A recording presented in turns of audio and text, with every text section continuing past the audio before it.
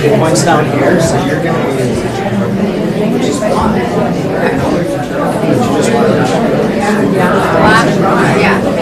You're in the back there. Detention is up there. It's okay. I just wanted to sounds good.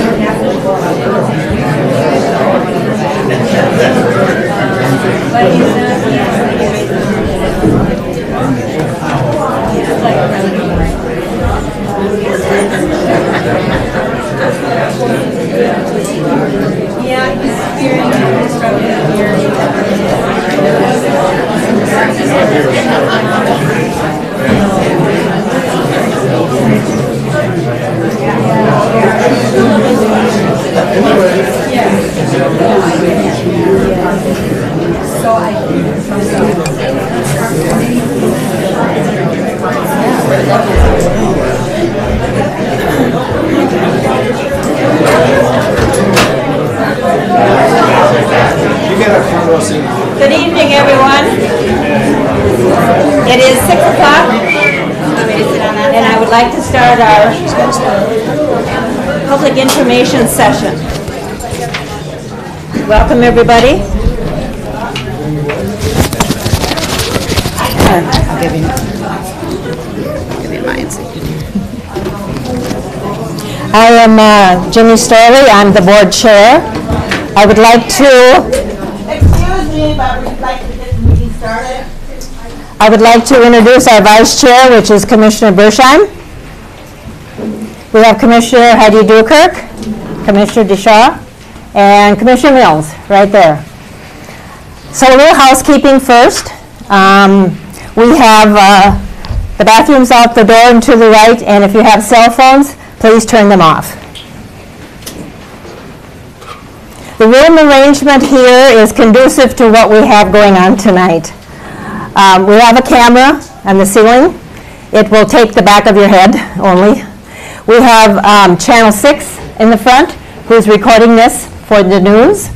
And we have Rhonda, who's doing recording for WTIP. So we are well covered. So that we can make sure that everyone gets a chance to speak this evening, I would like you to consider a 3-minute speech. And that's because many of you have been here before and you have talked about the issue that we're at hand right now. And that's our public information on the jail. So please keep it at that topic. And be respectful to all the speakers. Everyone puts a lot of time into what they want to say. And so I would try and ask you to avoid clapping or booing or shouting. Give each person some respect for what they have to say. And when you do want to say something, when it's that time of the evening, please raise your hand. You will be recognized. You come up here to the microphone, sign in with your name, and then state your name publicly. And at that time, you will be given the 3 minutes. So for this evening facilitator, we have Valerie Maresca, who is the Director of Emergency Management and Public Information. So I will turn it over to Valerie.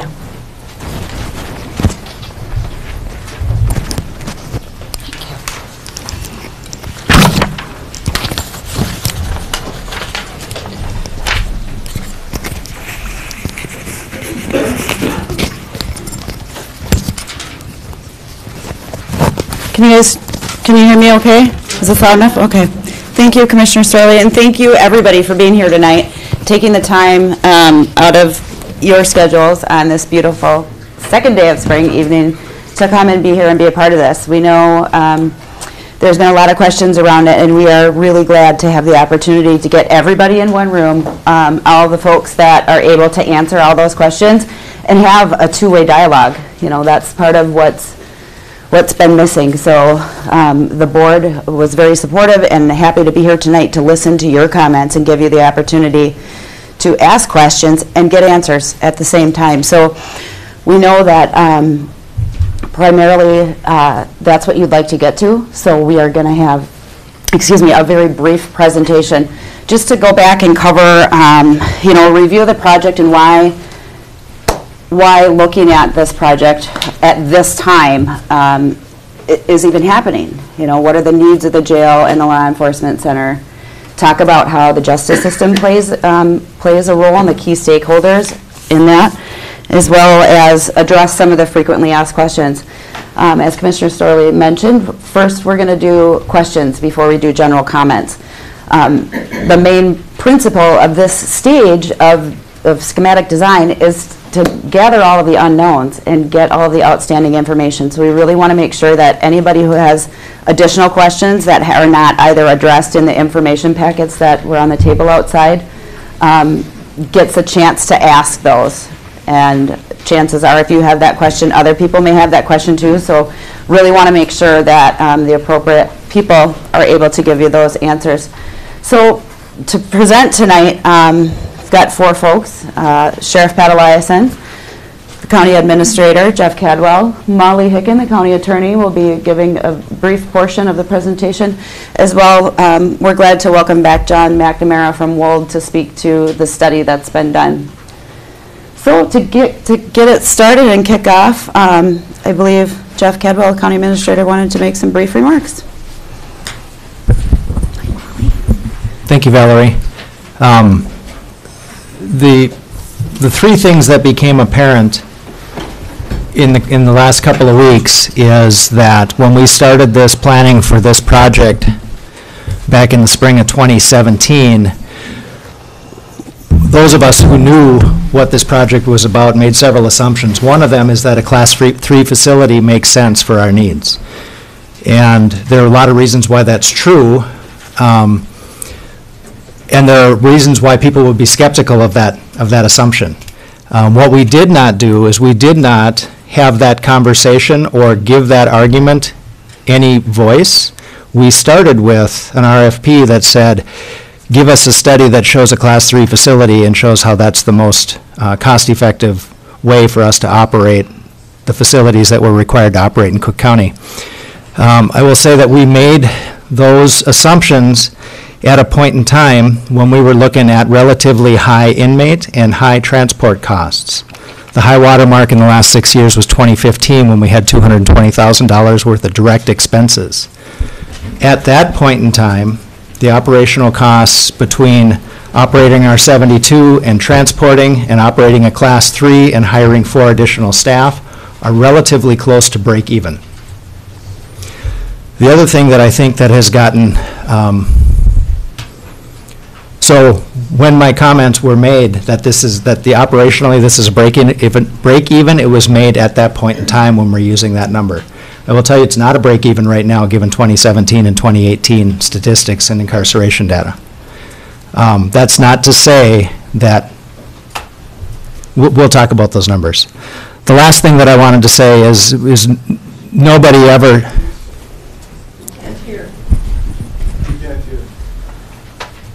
the last thing that I would say is that there is no way to cover the cost of providing facilities to provide county services in by recouping the costs of operations. We never made a claim that the building project itself was going to be paid for by the operational savings of that. Buildings are the infrastructure that we need to provide the services that we are by statute required to provide. So at one point, I did make a claim that operationally a Class 3 facility would be more efficient than a Class 1.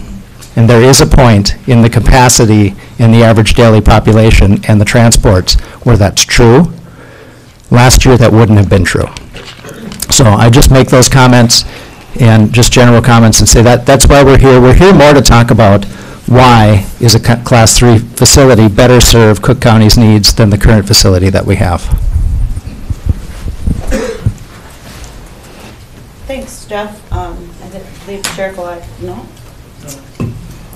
We'll get there eventually. Is that better? Yeah. Okay. I believe Sheriff Eliason wanted to do his portion. Good evening. Excuse me. So I just wanted to give everybody, can you hear me back there? Yeah. Barely. Is that better? How about now? Okay.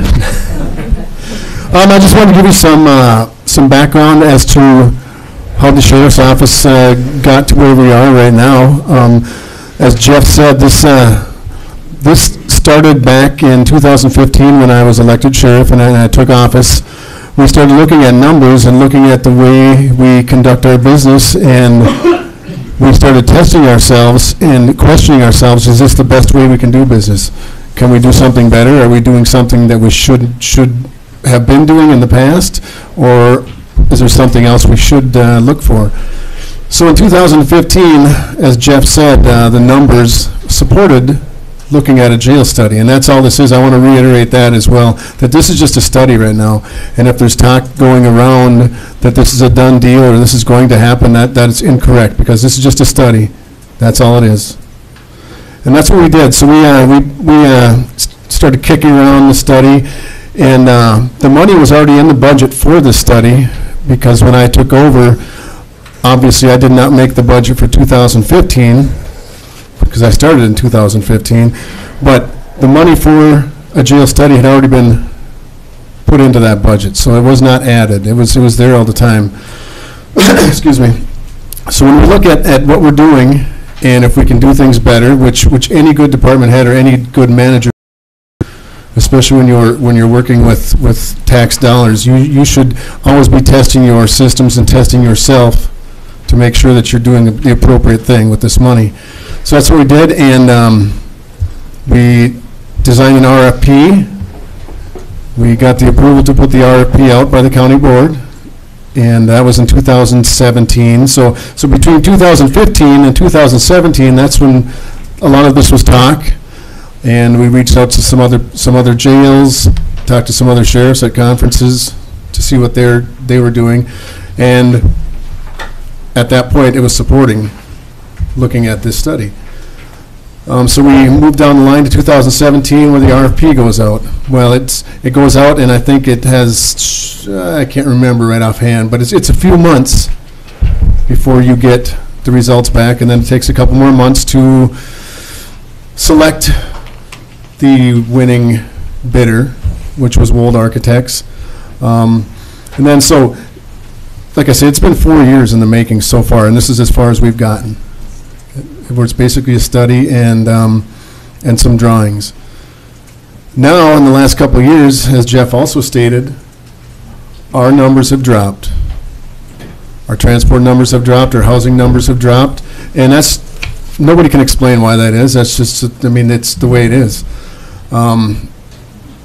There could be, I mean, I could sit here and talk till 10 o'clock and give you every factor that I can think of, but I'm not going to bore you with those details. So they've dropped, and in the opinion of my staff and myself, and going forward, we don't want to take all the work that we have done in the last 4 years and trash can it. Maybe the numbers don't support a Class 3 facility now, but maybe 10 years from now they will. And now we've built a foundation of some talk and some structure where maybe a few years down the road when we either look at this again or for some reason we're forced to because of something that happens to our building, we've got this far, and I want to make sure we preserve that. So that's my thinking on this whole thing right now. And like I say, if when we start a project, we want to make sure we see it through, whether it's comes to fruition, to a conclusion, or maybe we get to this point we're at right now. It's like, back off and take another look at this. So that's where the sheriff's office is at right now.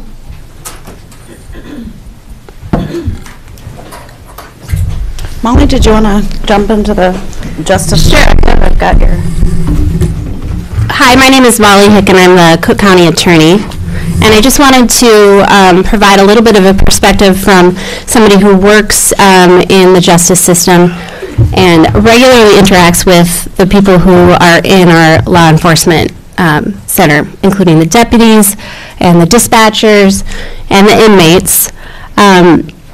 Because what I've heard in public comment is that there are some misunderstandings about how the system works. And I'd like to provide some information to you that is accurate, that can help inform your opinion, as well as the opinions of the commissioners. So just a few basics of the criminal justice system. First,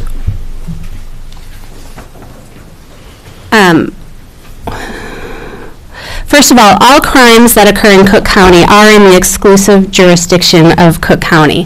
So that means no one else can arrest a suspect who commits a crime in Cook County other than the Cook County Sheriff's Office. There's no even City of Grand Marais Police Department anymore.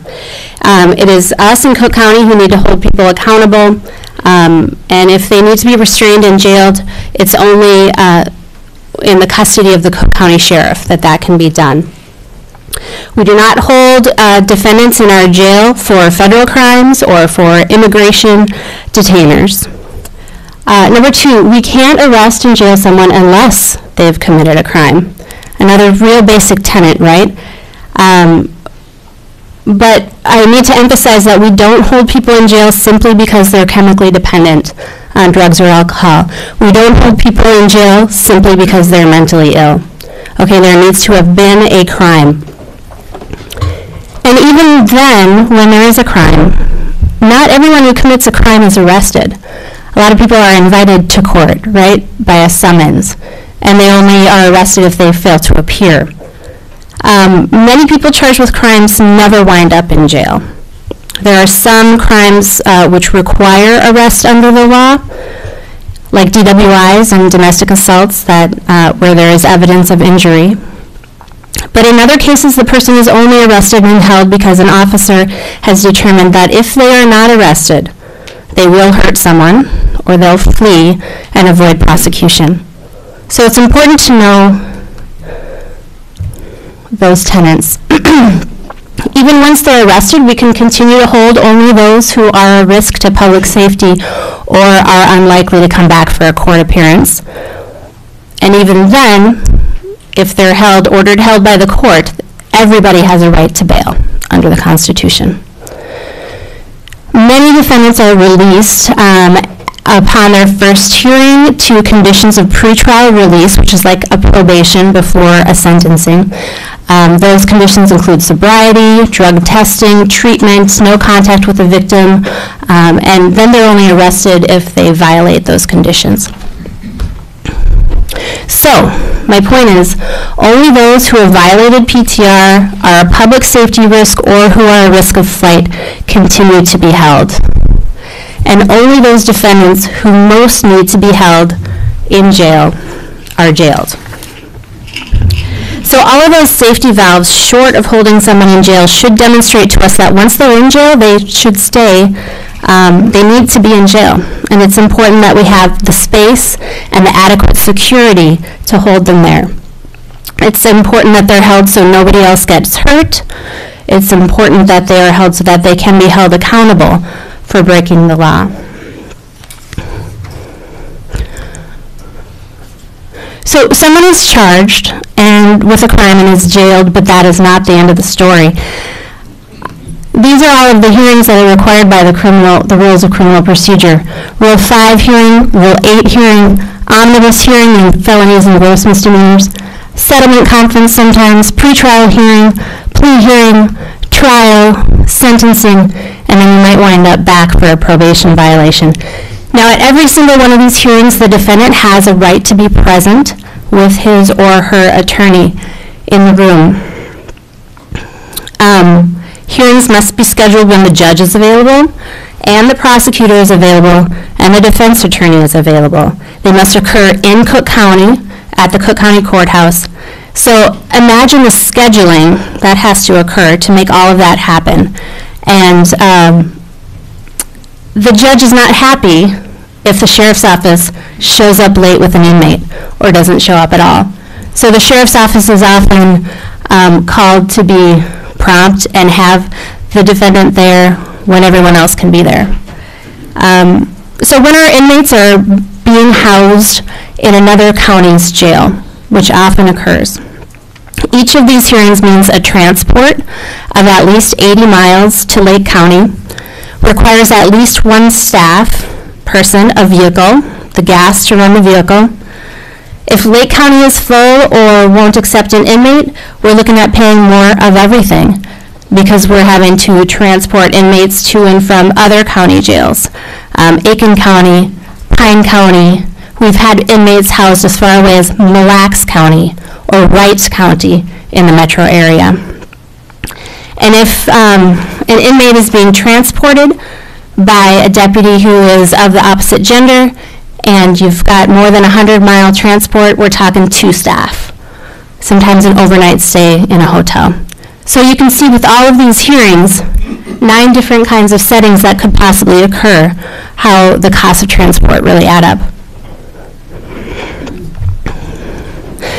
I want to talk a little bit about pre-sentence custody versus somebody who's sentenced to custody, because it becomes important with the NERC discussion, Northeast Regional Corrections. So most defendants who are held in the custody of the Cook County Sheriff are held in custody pre-sentencing. So they've been charged with a crime, they haven't been determined guilty of that crime or sentenced. Many defendants, once they're sentenced, are sentenced to probation, and they return to custody only if they violate probation. But defendants who are sentenced to custody after a sentencing hearing or probation violation hearing, if they've got more than a few days to serve, they are usually sentenced to NERC, or if it's a felony sentence, to a state prison, the Minnesota Correctional Facilities. Let's talk about NERC just a little bit. So NERC stands for Northeast Regional Corrections Center. This is the Corrections Center for the Arrowhead region. We pay into a joint powers agreement with the other 5 counties in the area in order to pay for this facility. Each county pays according to its usage. Loosely, there's a formula. We use NERC for post-sentencing purposes. It's 117 miles away. That's a farther distance than Lake County. Male inmates only at NERC, and not all inmates are accepted. So we use NERC when we can and when it makes sense financially. The more we use NERC, however, the more we'll get charged for it. So it is not a alternative with no cost. Inmates charged with crimes against, here are the inmates that NERC won't serve. It's a limited population. Inmates charged with crimes against persons will not be accepted pre-trial. Inmates with multiple arrests on their record are subject to review for admission. I'm sorry, multiple assaults on their record. NERC won't take those with a felony warrant from another county. They won't take parole and supervised release violators. Lots of special rules for taking violators of probation. So remember I said that most inmates who are held in the custody of Cook County are held pre-sentence. NERC is not a good option for us for pre-sentence. We'd be traveling a longer distance to get our inmates to and from NERC than we do from Lake County. Let's talk a little bit about statutory requirements, and I'll try to buzz through these, although they're important. So Minnesota statute for county buildings.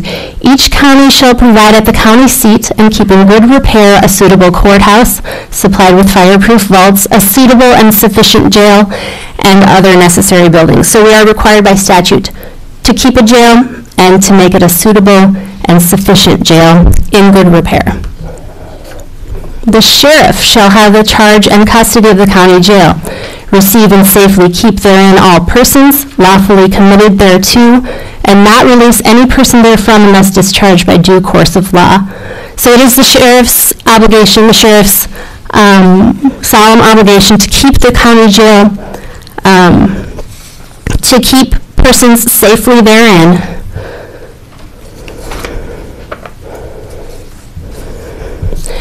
We We've also heard comments about why are mentally ill people being held in jail and not in hospitals? So I just want to quickly run through this.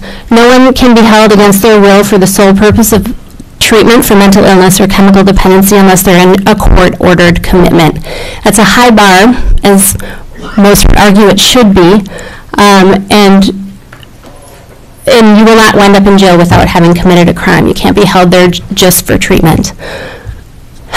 Individuals arrested for a crime are sometimes released to treatment as ordered by the court, and they often wait in jail because there's a shortage of beds.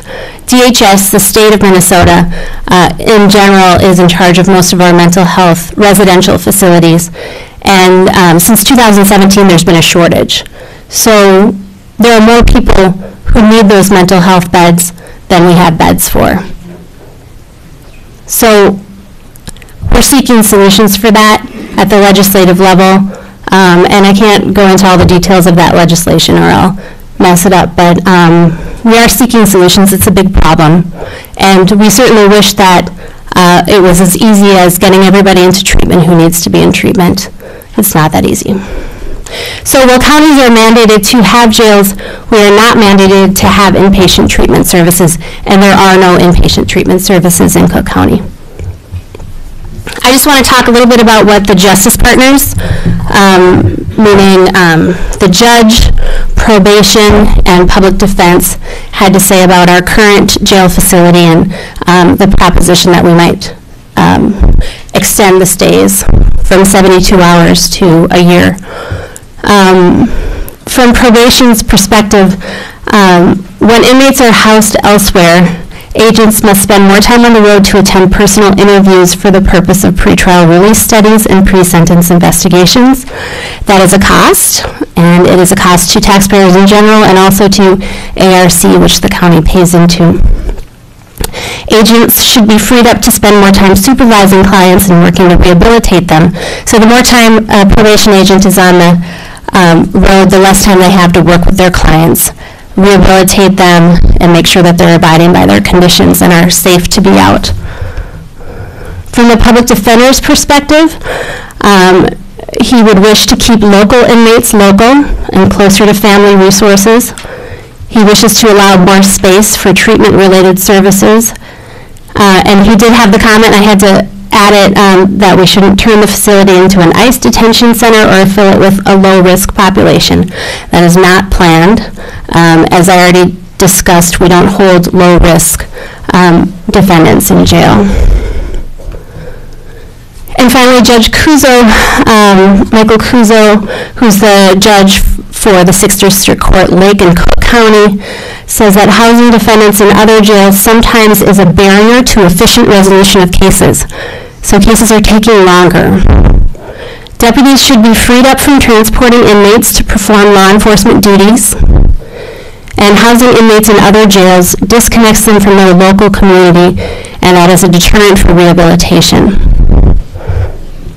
I personally agree with that conclusion.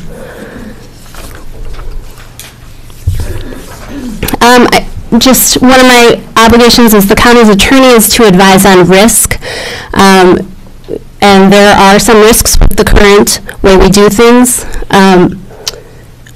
These are difficult to monetize. We can't put a dollar number on them, right?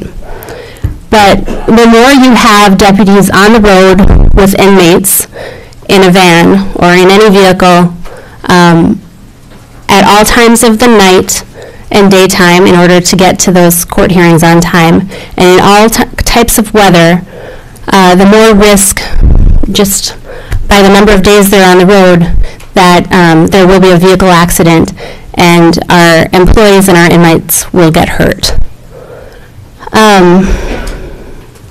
You also have the risk of limiting local law enforcement response. So staff has to be spread out between transport and between patrolling. So there is a natural limitation to law enforcement response that might not be there if we didn't have deputies having to be on the road transporting.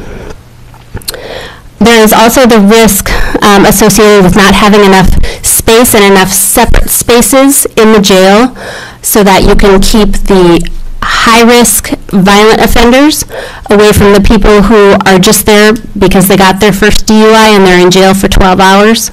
We don't want people to get hurt in our jail, and one way to do that is to keep them separate at all times or at most times, and we don't have the sufficient space to be able to do that the way I'd like the county to do that.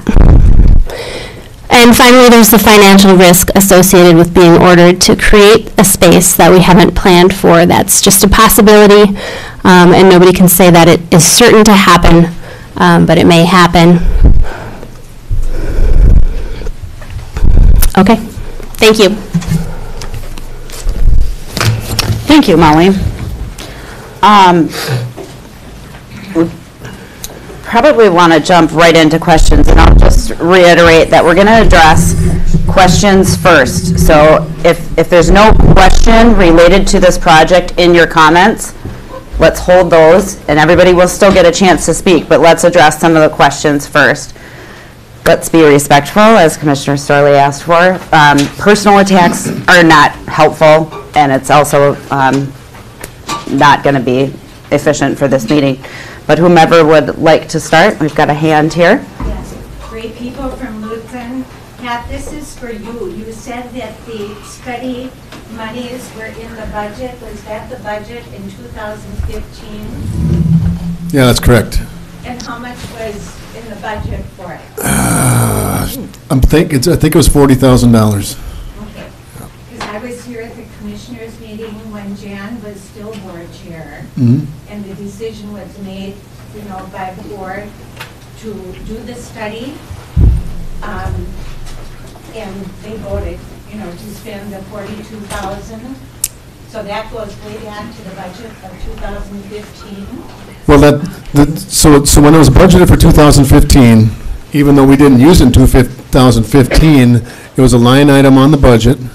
So if it goes back in the general fund at the end of 2015, because we didn't use it, it was never decreased in 2016. So it would just transferred over to the 2016 budget. So it was never an increase anywhere along in the budget. It's always remained constant until we did the study. But it was already designated for that purpose when it would be spent. Yes. Okay, thanks. Anybody who's speaking, would you please come up to the microphone so everybody can hear and sign in as well? Any other questions on any of the portions that our speakers had, or additional questions? In back, up here?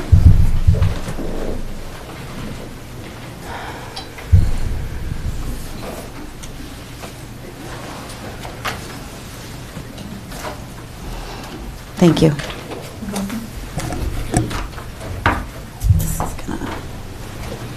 I'm going to end up getting tangled in that.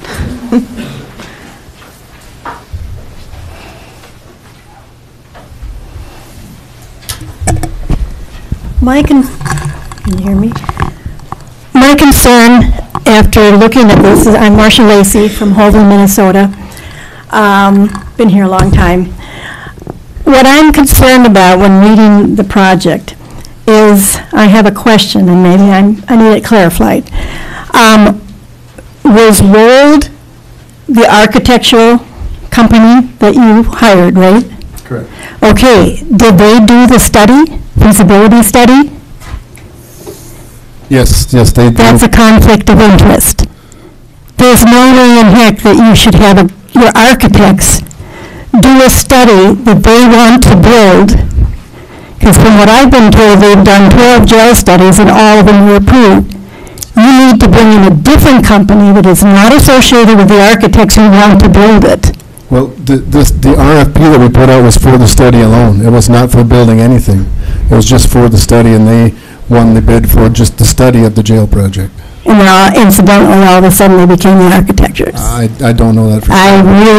That bothers me. I really question that. That's all I have. Thank you. Next question.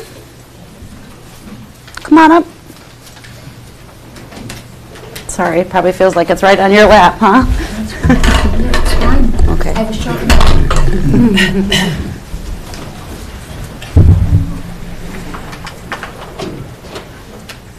Oh, yeah. Hi there. My name is Carol Seglum, and I listened to the presentation. How many times per year has Lake County Jail have not been available to Cook County? Do you have any statistics on that? I don't have the statistics on that. Our jail administrator would have that. Unfortunately, he could not be here tonight. It's not a lot. It's a handful. It's not. Most of the time, they will take our inmates. The only time that they may refuse is if one of our inmates causes trouble down there. Then they have the right to tell us, we don't want your inmate in here.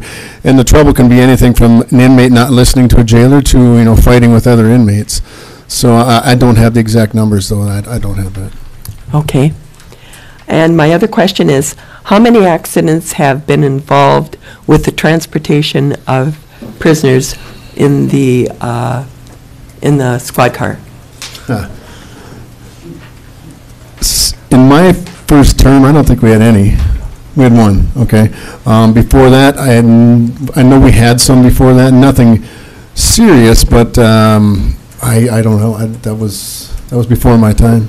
Two that I know of, one in Crookston and one down in Duluth. So two before. So in how many years? Maybe going back to at least I can remember 2010. Okay, thank you. Thank you.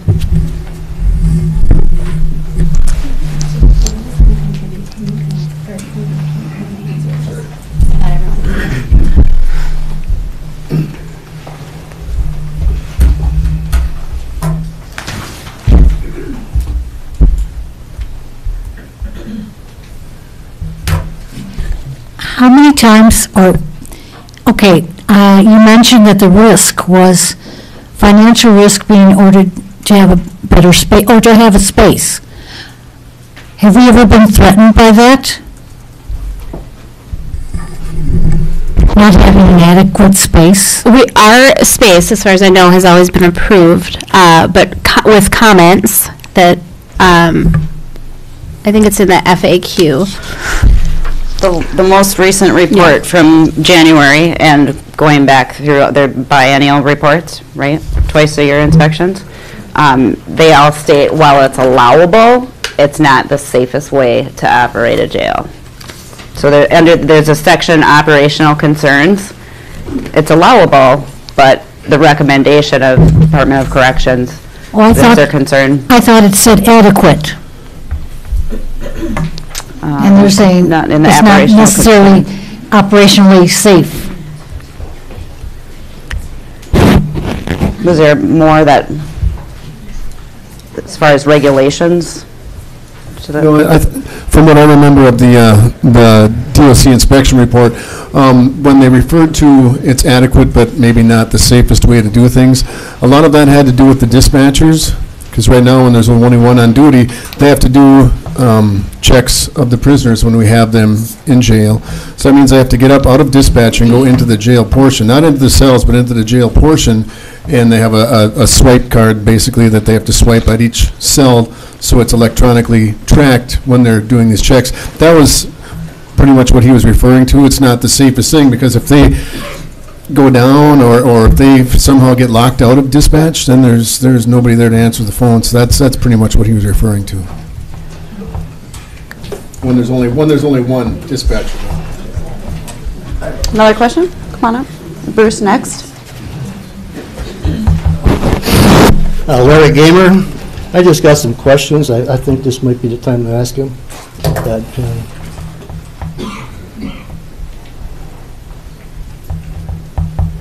There we go. There we go. Thank you. I just have a question. I think we're looking at $4 million plus, and having been in construction, we can always look at least a 10% overrun, right? And I wonder if anybody has done the total projection staffing costs plus any overtime for the hours per year. I haven't seen those numbers. And I wonder if we have any costs of contracted services, if we need special evaluations, we have to bring a professional in or something like that. And have we run the heating, electrical costs per year estimated? If the architect should be able to do that based on my square footage, radiant heat and such. And then have we got a 5-year maintenance and a 10-year maintenance plan projected? I used to do this thing, so No, these are questions. I know, Now, what's the estimated cost per day to operate this facility? Have we run any of those numbers? And I think they're all legitimate numbers that we, the general public, would like to see to base our rationale upon. And I haven't seen those anywhere. I've seen other numbers, but I haven't seen the hard numbers to project what this facility actually is going to cost. And it is going to cost the taxpayer, contrary to what I heard on the radio one day. It will cost us something in the end. So thank you for your time. Those are good questions, and no, they have not been answered. They haven't even been, we haven't even gotten that far yet. And well, we're still in the study phase. Part of the study. Well, but with that, to get to that point, and I'm going to let John or Jeff do this because they know the numbers better, but to get to that point, we actually need to have, drawings and get to the point where we're actually going to build something. We're not even close to doing that yet, so I'll let these guys answer most of that. Certainly, you are exactly right. We can do an estimate of operational costs for utilities for the building based on square footage and past history, and that's part of the phase that we're in right now. We're just in the early stages of that, so we haven't done those yet. So as part of the report to the board when we finish this phase of it will be, at least from a utility side of things, that would be included as far as what it might be operated based on past utility costs. Bruce? Sure, thank you. I'm Bruce Martinston. I just have 2 questions, one quick. I've been told that some years it's only 25% of the people that have been put in the jail are locals. Others are from out of county. But what is the percentage? Is that right, or is it closer to 75%? I have it here somewhere, I believe. It was 69%. So, I have those numbers here. In 2013, 66% were from Cook County. Sure. 2014, 73%. 2015, 72%. In 16, it was 65%. 17, 73%. And last year was 65%. Sure, that's good to know. Now, the other issue, thank you, Pat, for meeting with me the other day. Another alternative for what everyone is, looking at, and I think you were a little intrigued, by it, Pat, and that was get a legislative change to allow a 6-day, holding facility rather than 3. I really think it might be doable, especially if you make these changes. Convert the current Sally Port to an exercise area, because that was an issue I know in the past. Having a little longer term facility, there's no exercise area, not the programming area. And by doing that and building another Sally Port, what you would do is reduce travel expenses.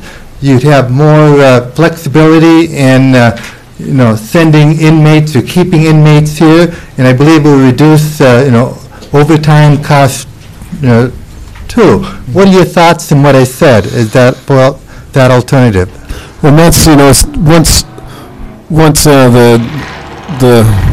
I'll wait for that to get done.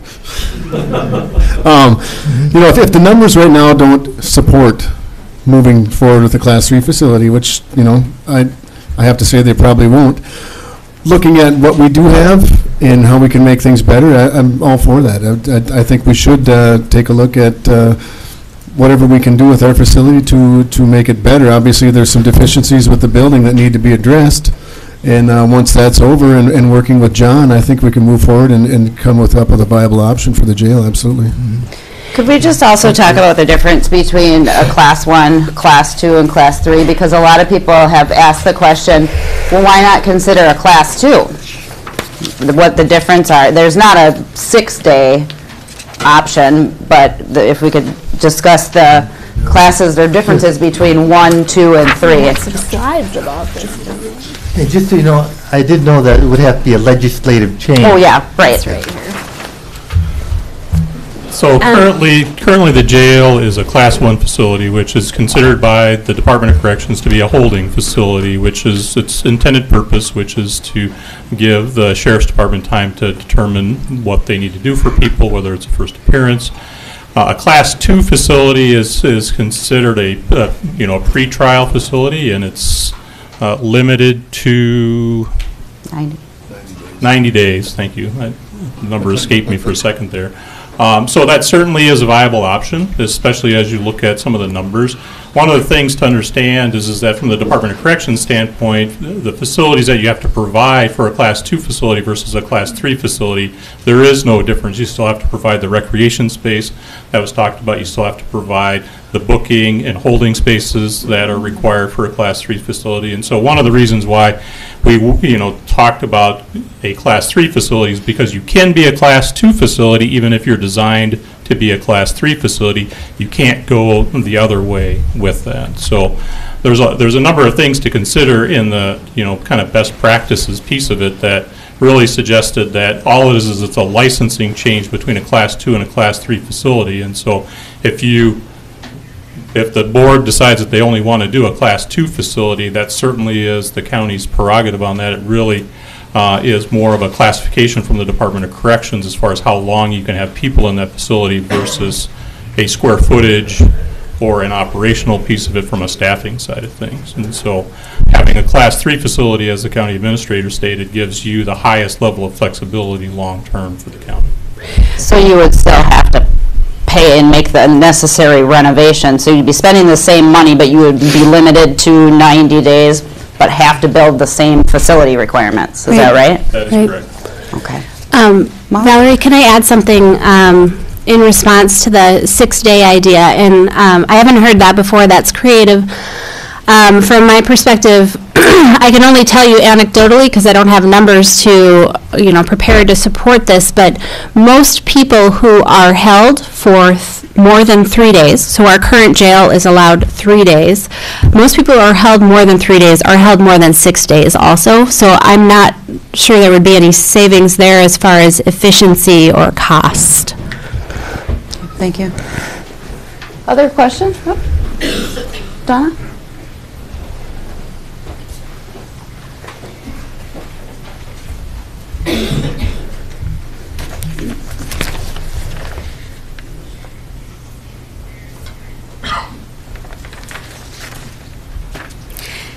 Gee, I was hoping not to ask questions, but I have to. My name's Donna Lunke. I live by 5 Mile Rock, and I'm going to piggyback a little bit on what Larry Gamer said.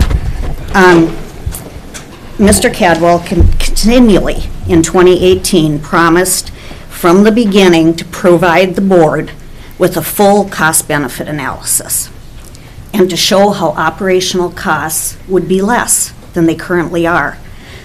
Excuse me. And he was going to provide those before asking the board to vote on the schematic design. It was never provided. Yet he called for the board to vote to move forward with spending another $100,000. That's huge. This specific promise is huge, and it was never delivered on. Why? The board approved $42,000 in November, not $100,000, which is a huge overstatement. I would also counter Larry's question by asking if we've got $50 million worth of facilities that the county is responsible for, what would be an appropriate capital improvement fund to have on an annual basis? I know you've got a lot of experience with that. You're asking me? Yeah. Well, I don't have the answer for that. Okay. The county has $50 million worth of facilities that we maintain, and we have $100,000 a year for maintenance. What we're trying to do is create enough room to take care of all the buildings that we have so we have a sustainable and predictable budget going forward. The reason that we picked the jail to do as the first capital project is because the jail does provide some efficiencies in operation. It does create additional jobs in our community, and it does keep us from spending money in other counties. On first blush, the operational analysis that I did sit down and do with Ben that addresses most of the issues related to insurance, some estimates related to staff, some estimates related to utilities, show that at last year's projections, the numbers that we actually had, running a Class 3 facility and hiring 4 staff and spending $300,000 more in utilities, et cetera, some of those other things, we'd have about $146,000 worth of efficiencies of not transporting and not having to to house people elsewhere, we would probably have about $150,000 of extra operational costs for running the jail. If I misspoke on $100,000, I appreciate the correction. I have a question on the Wold study. Why was certain 2006 and 2017 data excluded from the Wold master plan? Those numbers were clearly listed, just not used, and would have decreased the average, indicating less of a need for a new jail. You state in those studies that the most recent jail data is relevant, yet excluded it. When I asked the question of Mr. Cadwell, at the Committee of the Whole meeting, he told me that the study was completed in 2017 as the reason for not using the data. How can that be true when it includes 2017 data and was presented to the board in August of 2018? And was there any other information withheld for the study? I can try to answer some of that. Some of the reasons why that data set was used is because we wanted to align all of the different projection models to the same years that we were using in there. There is some discrepancy, and I've talked to Ben about it, and we can't actually identify why, but there is some discrepancy in some of the early numbers that the Department of Corrections tracks for the jail, because there's some interesting jumps in numbers that don't make any sense based on some of the data that's out there. And so through our conversations with the Sheriff's Department and the Court Planning Group, we decided to focus on the area that we knew had electronic data that was transmitted to the Department of Corrections based on operations. It used to be a manual send to the Department of Corrections back before they had an electronic way of tracking all of this stuff. And so there's some speculation that there was an error in some of the reporting, and so we decided to focus on the numbers that we knew were accurate based on what was being reported to the Department of Corrections for the jail. Additionally, there's some crime data out there that there isn't any records that go back past 2006, so we decided to stay within that time frame. Jeff is correct. We stopped at 2017 because that's the furthest forward in time that we could get the data based on the data sets that we were looking at. So we weren't specifically excluding it for any other purposes, that we were trying to have the same years for all of the projections. That answers your question. Kind of. I understand the 2006 being excluded, and really doesn't even make a heck of a lot of difference. It's so old. But in some of the data studies that you put in the master plan, one simply had no 2017 data. And in two other instances, it was clearly there, but it was not used. And I would think 2017 would be absolutely the most relevant, or a few years. And sure, we can add that, if the board would like, we can update the projections based on the new information that's out there. It's just a matter of adding it into the report. It's not, we're not trying to exclude it, it just wasn't in there at the time that we were putting the report together. And yet the report was given to the board in August of 2018. Yeah, and that was the information that we were putting together at that time. There was a gap between when the report was written and the board, we presented it to the board. Okay. And the board voted to accept it as complete, if my recollection is right, even though it had missing data. I have one other question. This is an easy one, maybe Molly, for you. A couple of the commissioners at one of the board meetings had talked back and forth about how the new jail facility could help solve the mental health and chemical dependency transports, because we've all talked about transports was really fueling this a lot. Our dispatcher jailers aren't trained medical professionals, and our local hospital won't house these folks. So there's still transports involved to facilities with trained staff. So how would a Class 3 jail solve that?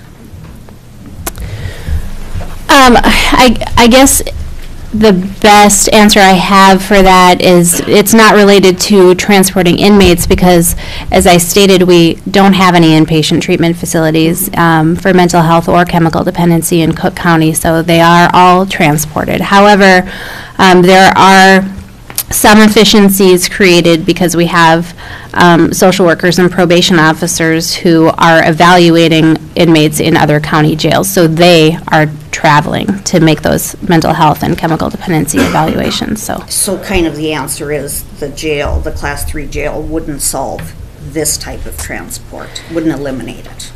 The lack of mental health and chemical dependency treatment beds is a giant and complicated problem, and this jail isn't going to solve it in itself. Thank you so much. Just a reminder, people don't end up in jail for a mental health issue. They end up in jail because they committed a crime. Good clarification. Okay, other questions? Back here. Sir, come on up.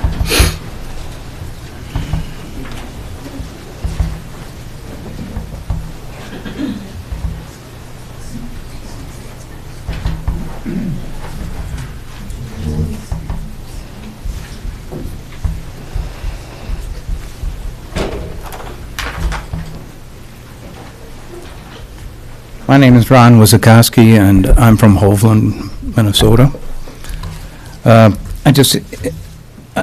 Looking through here, I noticed that it says in here that the original jail was too small and poorly constructed. We were given an opportunity to go through the jail, and at least the skeleton of the jail certainly did not seem poorly constructed. And I can concede that there are things to be done to help some of the things in there. But I don't know why everything has to be done at once. I mean, why can't we phase things in, spend the money as we get it? I guess that's one of my questions. Molly stated that there's a safety concern when you're transporting prisoners on the road all the time, but I'm assuming that in dark and inclement weathers, the deputy is still on the road.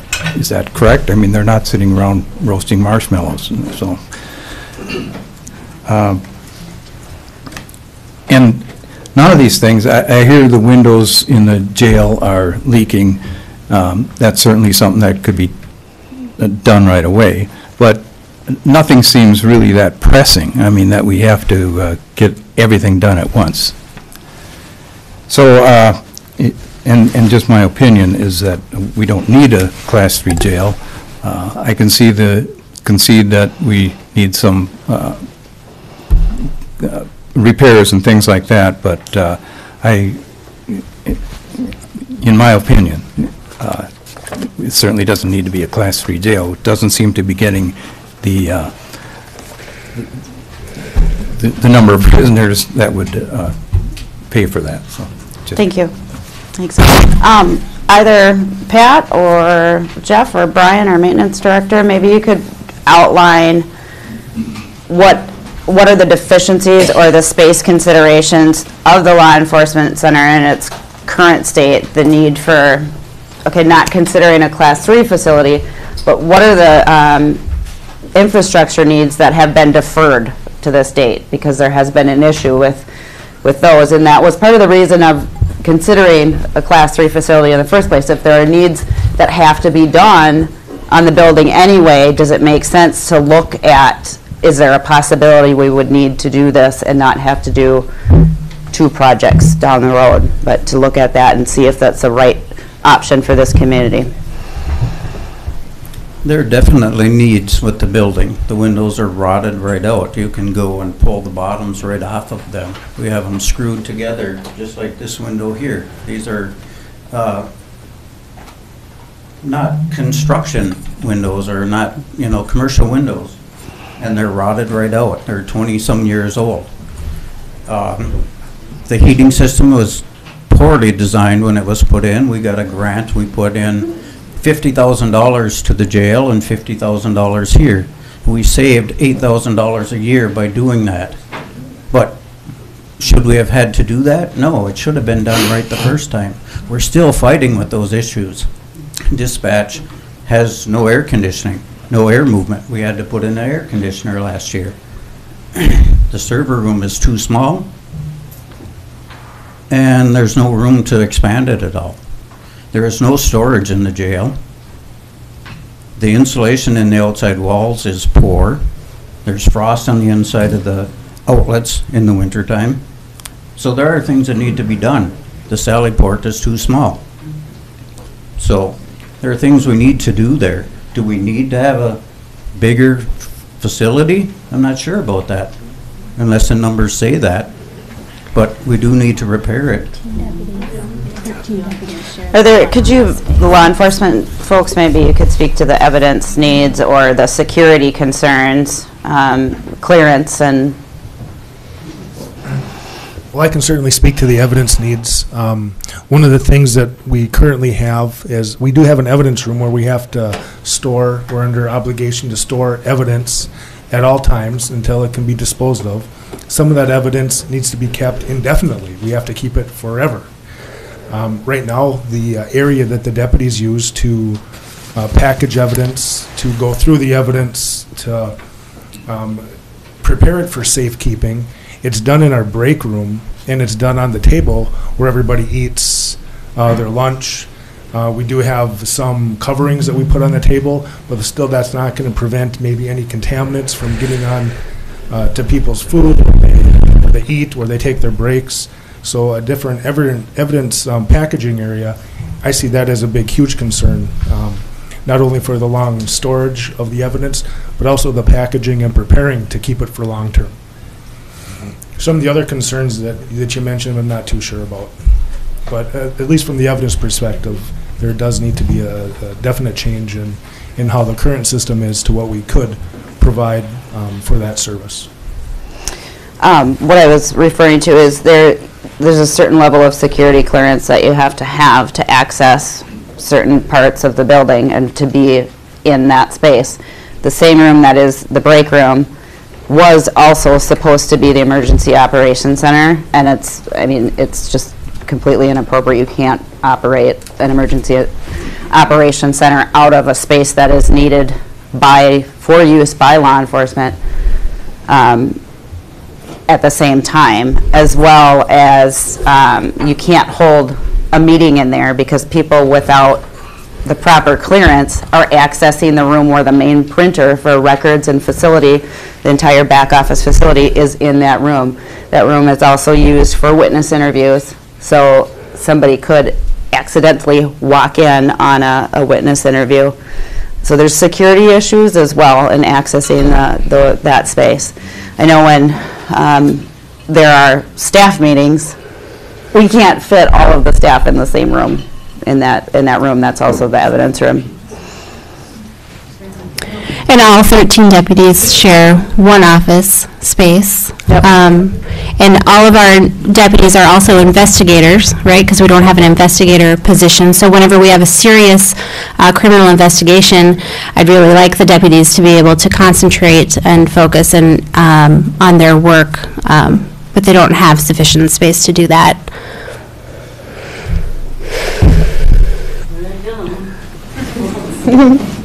Here she comes. Hello, Anna Hamilton here. So I understand this is in the discussion stage. It's not a done deal. That sounds good, right? So who ultimately makes the decision to go ahead with this phase 3 or number 3 or the construction of a new jail? The commissioners? Anna, yeah, absolutely. My job is to work with Brady to put together capital needs, capital assessments, a capital plan, blend that in with our financial management plan, and then ask the board for direction. When we had the elements of those two capacities, the capital plan and the financial management plan, that's when the board prioritized this project as being the first one we should consider. So, yes, absolutely with the board. Okay. Does the public opinion play any part in your decision? Absolutely, public opinion. I would let the commissioners answer that. But I will also say that the sheriff has a statutory responsibility as outlined to provide for the care of the public safety. I understand that. There are certain things that the county has to do regardless of public opinion. The level of service is largely a balance between resources, i.e. taxes, and needs. And so that's the conversation that the commissioners always have, and I would think they would be very interested in the public's opinion on how the resources are being spent. Okay. Well, this is not an opinion area, it's just a question area, so that was one question. And the other question is, if you end up doing additions and improvements, which it sounds like you need,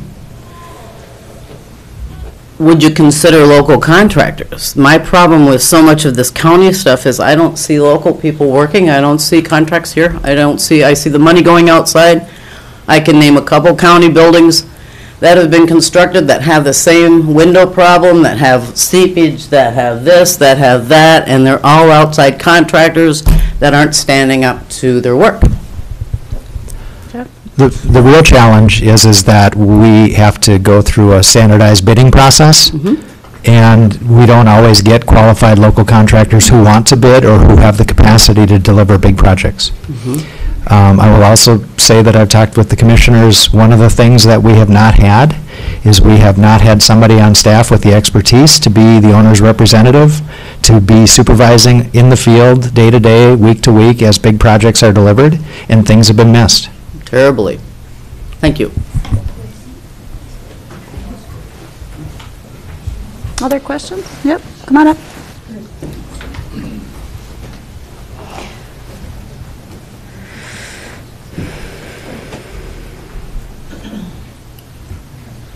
I apologize that it's tight in this room. I know we have a lot of people packed in here, but the consideration was we could either move it to another facility that's bigger, but we wouldn't have the ability to live stream video or record it. So that was an important consideration for the board, that it be accessible. So we tried to fit as many people in here as we could. So thank you for patience. Ma'am? Hi, I'm Arvis Thompson. As you're talking about the current facility and all of the things that are falling apart, and we look at the courthouse and the things that are falling apart, my question is, what kind of assurances do we have that we can have a legal recourse when the buildings are falling apart, when the work is not done properly, when the materials are substandard? We don't seem to be pursuing that. We gave up that with the Y, to mention one. Are we going to address something from a legal standpoint that will hold these people accountable so that in 7 years, when there's a failure that shouldn't be there, we can go back after them? My second question was regarding the information in here about NERC, and I don't know if I've got this correct. So we're paying $324,000 a year to NERC. We don't know how many people that is. We're going to be paying NERC $324,000 next year and the year after that, irregardless of whether we have a phase or jail type 3 or jail type 1, whichever it is. What can change that? Why wouldn't we want to know how many people we have in NERC and what we're paying on a daily rate and the numbers? Why would that continue to be an expense if we go forward with an improved jail? The county is part of a group that has a joint powers agreement to support that facility. And how are we going to use that if we have a jail type 3? Why would we be using There's approximately $18 million of that expense that is shared and apportioned out by the usage. Cook County used 1.98% of the days, so they got 1.98% of the cost of that $18 million. We may not have the ability not to participate in that contract. So if we have But if our usage would go down, so would our cost. If our usage were to go up, so would our cost. Well, our usage seems to be growing rather greatly each year, if I remember the numbers correctly. Not the numbers. Are our numbers, are our inmates growing? Or why are we paying more year after year if our numbers aren't growing? I would actually have to look into that contract. Truthfully, that contract has, as Molly suggested, has very little to do with whether or not we need a different facility. Because we will still continue to use NERC, even if our facility changes from a 72-hour detention into a Class 3 jail. We'll still continue to use NERC. And our usage may go down. But again, the cost goes down. Okay, so I'm missing the part. What does NERC give us that a Class 3 won't? Why would we be using NERC if we have a Class 3? That might be something that we need to look at, but the JPA, the Joint Powers Agreement, is not just for NERC. It is also for Arrowhead Regional AJC. Corrections, Yeah. which is, which includes AJC, Arrowhead Juvenile Corrections, and it also includes our corrections supervision. Fritz. Oh, here's Fritz Sabanya. I was on the board for 8 years. Yeah. Fritz, they're not going to be able to hear you. Can you come on up? And maybe we should just wait until Ms. Thompson's questions are done here. Versus NERC versus the jail is that NERC is after sentencing, generally. Those people that go to NERC after they've been sentenced in a criminal case or whatever case, they go to NERC if they qualify. What we're talking about is a housing facility for so many days here, right? Up to a year. That's kind of the difference of it. But we're talking up to a year. Right, you could probably do that too, under whatever judges think, you know, and whatever deal is worked out, you know.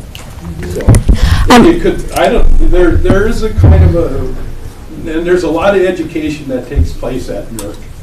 School, if you have a graduate from school, they have classes, and culinary skills, they learn that, you know. There's a lot of things. It's like a school for kids. If I can help to address your question, NERC, there are some, it comes to my mind that there are some key differences between NERC and what a Class 3 facility would look like here. At Northeast Regional Corrections, they do have inpatient chemical dependency treatment and other programming that we would not have at a Class 3 facility in Cook County. So if you want an individual to be receiving treatment while they're in custody, which is sometimes the only way that some people get treatment, is if they're in the walls of a corrections facility, then NERC would be the answer for that. But we would still be using Class 3 for all of the pre-sentence custody cases that we have, which again is the majority of those who are held in the custody of Cook County, pre-sentence. Okay, so we're not talking about somebody who was sentenced to, for a crime and then spends their time here in our Class 3. We're talking about before they're sentenced? We're not saying that wouldn't happen either, Arvis, but we're also saying that the judge has a lot more to do with where somebody spends their sentence time, and we can't answer that question specifically. Okay, that was part of my confusion, is to pre-sentence, serving out a term. Why? You know, why are we involved in NERC in this Class 3 and... Molly can correct me if I'm wrong on this, but a lot is dependent upon the judge's sentencing. So if somebody is sentenced to a year and a day, they would typically not be in a county jail facility. But if they're sentenced to something less than a year, they can be in a county facility. There's also credit for time served and some of those types of things that come into play as far as if they can stay in a county facility versus having to go to a state prison. If that answers that a little bit. Starts being a different path. Yeah. Thank you. Sorry. Stacy? Come on down. I'm Stacy Hawkins. Thank you. I really appreciated your talk, and now I have some questions about that and the percentages. So, on this page, we talk about the boarding costs. Over here, we say out-of-county transports. Out-of-county transports in the last 5 years. And then you mentioned that an inmate could be like up to 9 transports. Is that correct? Yes. So is this individual unique inmates? Or is that the number? Can you tell me what page that you're referring to? That's page 2. Transports to other county jail facilities. Transports in the last 5 years. 2018 says 104. Can you speak into the microphone? Sorry. Ms. Hawkins is asking about the data that's on page 2 of the frequently asked questions, which lists transports to other county jail facilities in the last 5 years, and lists the number of transports in 2018 as 104. And I believe your question is that the number of inmates that was transported, or is that the number of trips? Correct. Is that right? That is correct. That's the number. That's the number of trips. The number of, how many inmates is that? I have no idea. They're often transported together, obviously, for efficiency. So, yeah, so if we have 3 people that need to be, in court Monday and they're all in Lake County, 1 transport would take care of those 3 people. So determining how many inmates per transport, I'd have to go back to the spreadsheet and really try to break it down to get any kind of number like that. So then, and I apologize, it takes me a long time to analyze numbers and make sense. So I'm embarrassing myself coming here in front of all these people. No, I don't understand this. Participation. So the crime analytics pie chart here, and there's no numbers put to it. So if there's 104 transports, but that's not necessarily how many inmates we have in our jail that committed these crimes. Is that correct? That's correct.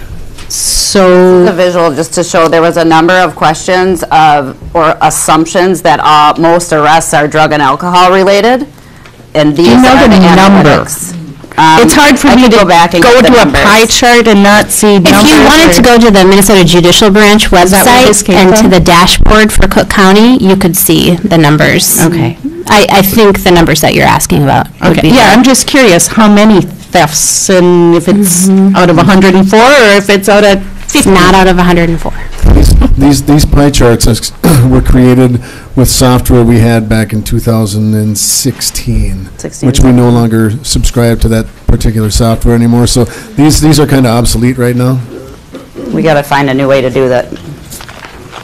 So now I'm trying to figure out where this number, the average cost over the last 5 years to house inmates, 2018 is $99,000. Out of how many inmates then? How do you get the That we would have those numbers. We don't have them on here because the average cost includes the daily costs for each inmate at an institution. So if we have 3 inmates in Lake County, that's going to be $150 a day. Things are figured into that, such as deputy wages, or if there's any overtime involved, mileage on the vehicles. So that's where this comes in down here. Yes. You have those numbers here, but you don't know how many inmates. I don't know, not right now. Like I said, we'd have to really do some digging. We could probably find that. So, and here you say that it's costing $45 to $55 per day for boarding at another facility. What is the estimated cost for boarding at our facility, or this new facility? What is the projection? Good question. We haven't even got to that time. It would be somewhere around $50 to $55. That's. But I'm sorry. This was for. Oh, I'm sorry, Mr. McNamara. Because I assume when you're doing your projections and what costs are, was that part of your calculations? No, we did not get into to break down the cost of what would be in the jail based on transport costs or costs per inmate per day. We certainly can do that math. It just wasn't something that the committee was looking for. Do you do that for other jails that you've done studies for? If they ask for it, yes. I mean, we can. It's not a difficult calculation to do. It's usually not relevant to. Well, I don't know. Because each location charges differently. The $55 a day isn't necessarily true for every jail in the state. Some charge more, some charge less, some do some transport. So it's not what the county pays to transport could be different depending upon where they transport to. Okay. It probably won't be the end of my question, but thank you for your time. That's all right. Next. Come on up, Bob, and you'll be next.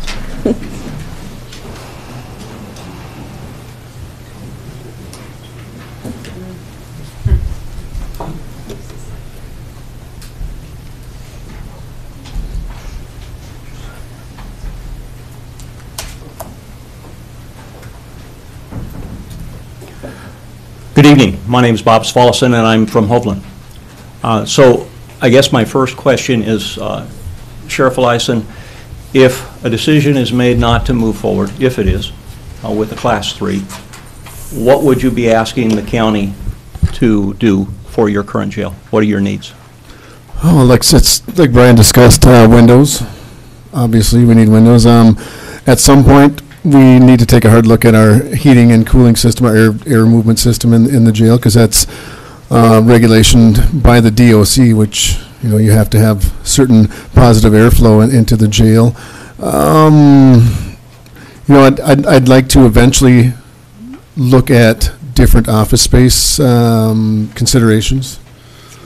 Like Will said, on evidence packaging area, because, we have very highly contaminated substances being laid out on a table where people prepare and eat food, and we bring the public back there to sit at this table as well. Yes, we can put a covering on it, but it's a paper sheet, and I'm pretty sure that nobody would do that on their kitchen table at home. It's when you talk about contaminants and hazardous substances, in my opinion, you can't be too safe. When that'd be a start, and I think that's probably the direction that we're going to move. Is that currently broken out financially? I've heard the estimates from the the 4 to 5 million and things. Is the current renovations and this evidence room expansion, that type of thing, and I take it you're discussing the area that's currently the EOC meeting room and that type of thing, to add that, and was that going to include the Sally Port? Yes, I'm sorry. I'd like to take a look at the Sally Port as well. Bruce brought up some ideas, and I've talked to some other people about some other considerations for possibly utilizing that space in the Sally Port and have another Sally Port maybe built alongside of it. So you're not just adding on to this one and keeping it. Maybe we can make some other space considerations and. But that's not currently in your estimates? No. These are tangents, since this whole project has begun, and at the moment we're at right now, like I said in my opening remarks, as a department head, I need to keep looking for better things and test our processes. So now that we're at this point here, well, let's look over here. Maybe we can do something over here now. So that's where we're at. In the schematic design, there's a breakout of just the current facility renovations and the Class 3. Maybe Jeff and John could sketch that. In very round numbers, if you look at the approximately 5 million proposed, X number of square feet for jail, X number for law enforcement, internal refurbishment of the 20-year-old building, somewhere between 30 and 40% was for the law enforcement center and the internal refurbishment, and 55 or 60% was for the additional jail space. So ballpark numbers, about $1.5 million for just over $1 million and a half to $2 million. Okay. But yeah, about 35-40% was for not jail expansion. All right. I did want to take the opportunity to thank the sheriff for providing the opportunity to do tours of the facility. Very helpful for those of us trying to get a better picture of wants versus needs and what's going on there. I guess my question to you, based on what you have seen to date and the numbers as they come out in your conversations you've had as the individual that's responsible for the prisoner care and what's going on, do you believe a upgrade to Class 3 at the present time is needed? You put me on the spot, aren't you? That's my job.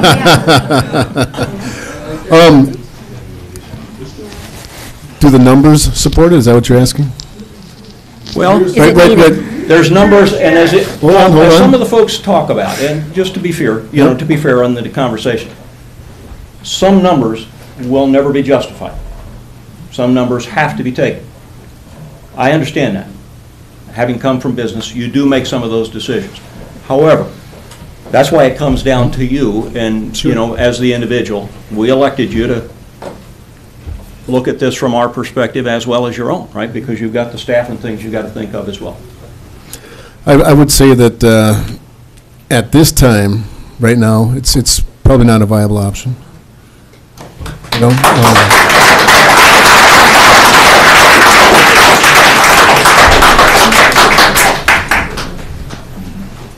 Any more questions? Okay, anybody who didn't get a chance to speak yet but would like to make comments, you're welcome to come up and sign in. Show of hands, right? I'm sorry, I've already spoken. And we are gonna do the 3-minute time limit if many people want to have a chance to speak. So I'll wait till. Great people. I'll wait till you're signed in. Thank you so much, everybody. And Pat, for being frank about what the absolute needs are. Where do you have to go? Oh, I'm so sorry. I've been saying I can't hear, now I'm here. Thank you so much.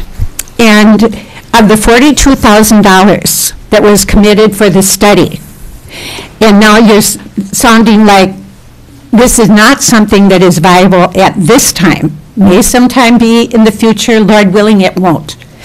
How much has been spent of the $42,000? I believe all of it. Yeah. All of it? Yeah. Okay, so there. Of the original contract, not the schematic design part, that's all been spent. We're only at about the 50% portion of the schematic design, which is what the board authorized just recently. So not all of that has been spent of the second approval. So the $42,000 has been expended. Okay. Is there going to be any more spent, or is this a time when you can say, for now, this is it? Because costs could change. You know, if this needs to be done in 10 years, costs could certainly change.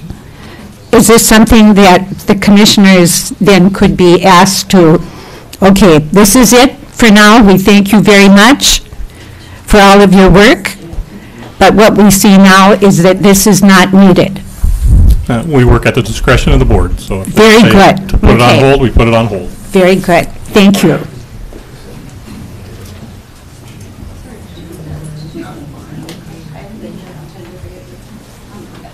One moment. Has anybody who hasn't had a chance to speak yet that would like to come up?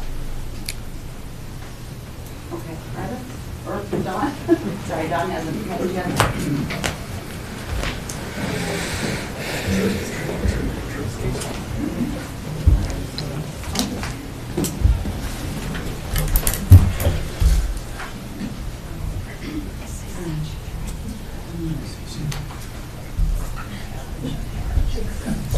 I'm not going to make a big speech. I just want you to know that I don't want you to build your house on sand as you discuss this project. There are two lies that I've heard repeatedly. One is that this isn't going to cost anything, that taxes won't go up. When one bonding project ends and you have a new one, that's new taxes. Whether it's $5 million or $6 million, that's new taxes.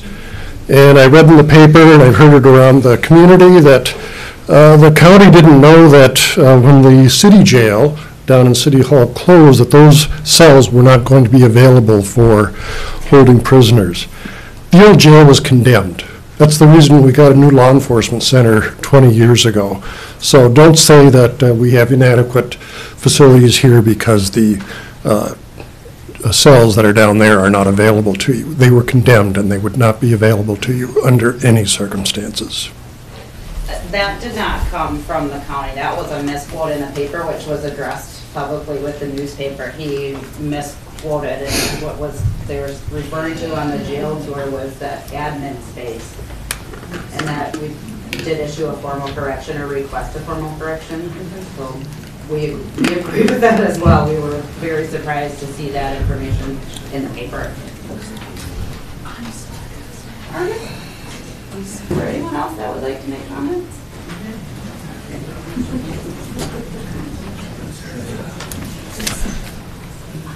We're going to go with... Up to the microphone, sorry, because we can't hear you otherwise. Thank you. We're going to go with potentially a jail refurbishing. Where are we at, or what is the next step now when it comes to spending dollars on that? Will we need to have an architect draw it up? Will we need to hire an engineer? Will we need to spend how much to get to the point to do what we know needs to be done? Yes, any major capital project will require all of those elements. Is any part of that a piece of what's already been done by Wold? You said they had some schematics out there. Is any part We of it? are at Schematic Design, which is bubble drawings. It's looking at how spaces work together. We have not done any architectural, mechanical, electrical, any other sites of actual plans that you would use in construction. So who do you have in mind to do that? We don't have that set. That's a step after we get to the point of deciding what we're going to do. And the board would need to make a decision to go that route. We- No decisions have been decided in this room. We don't have enough information to make a recommendation what a next step would be. But that would require a whole new RFP and start from scratch. Potentially, you actually don't need to have an RFP to negotiate contracts like this. You can work with people that you're familiar with. You can work with people that have good reputations. You don't have to actually go through a bidding process for professional contracts. And is that limited by, or dictated by the cost of something? If this is $1 million refurbishing, that's different than if it's $500,000 for this and $200,000 for that? I mean, you know, if it's under a certain dollar amount, does that change? Professional fees are usually associated with the cost of the project.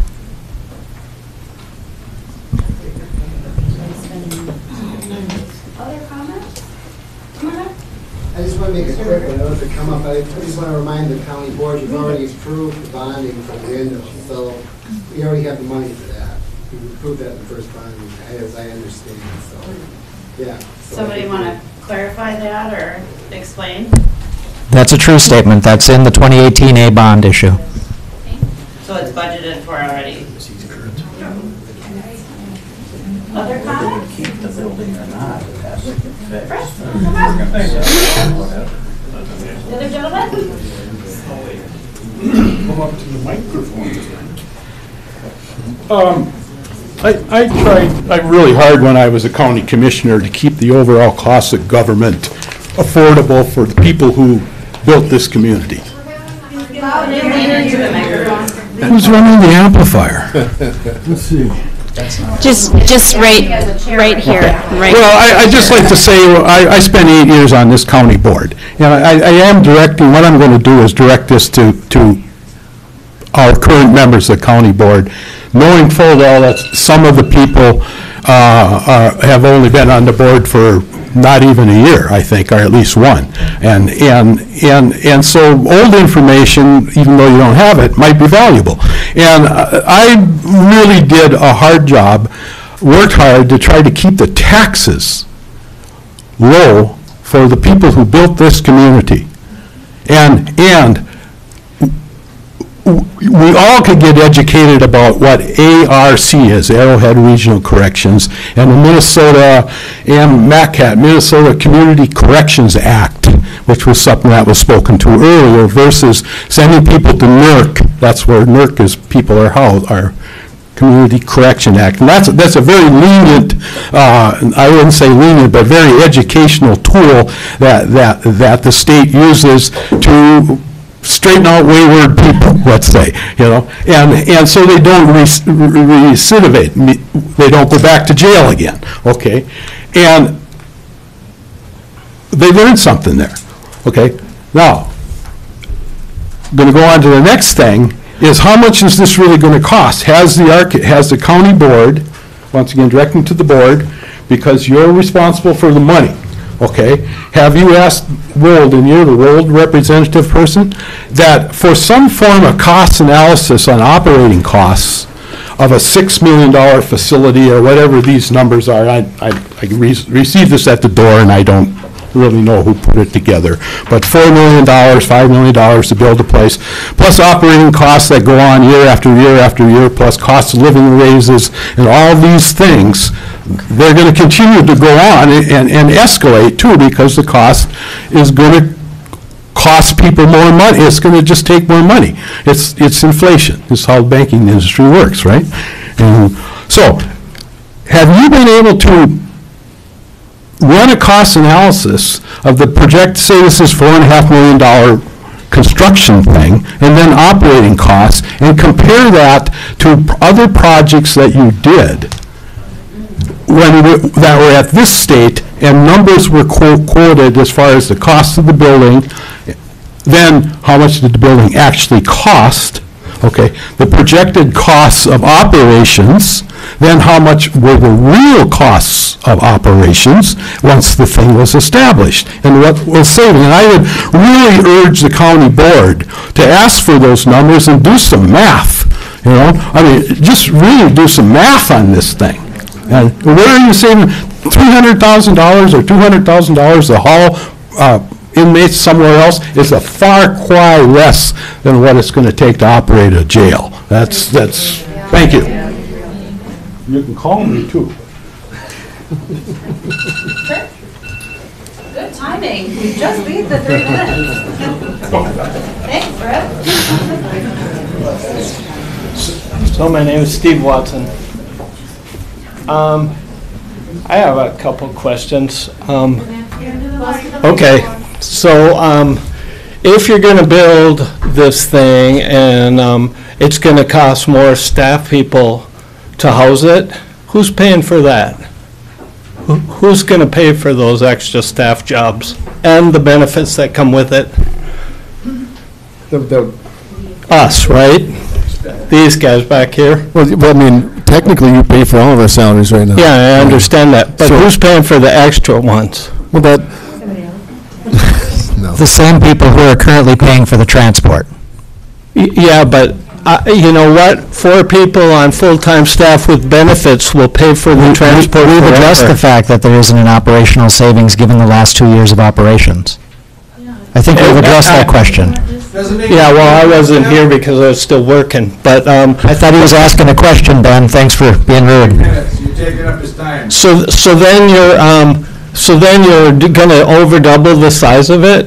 So that would at least over double the heating and air conditioning, right? Probably. How about the electric? How about the maintenance people to clean it? That's going to double their time, right? Probably. Who's paying for all that? Like Jeff said, some of the, excuse me, I'm sorry.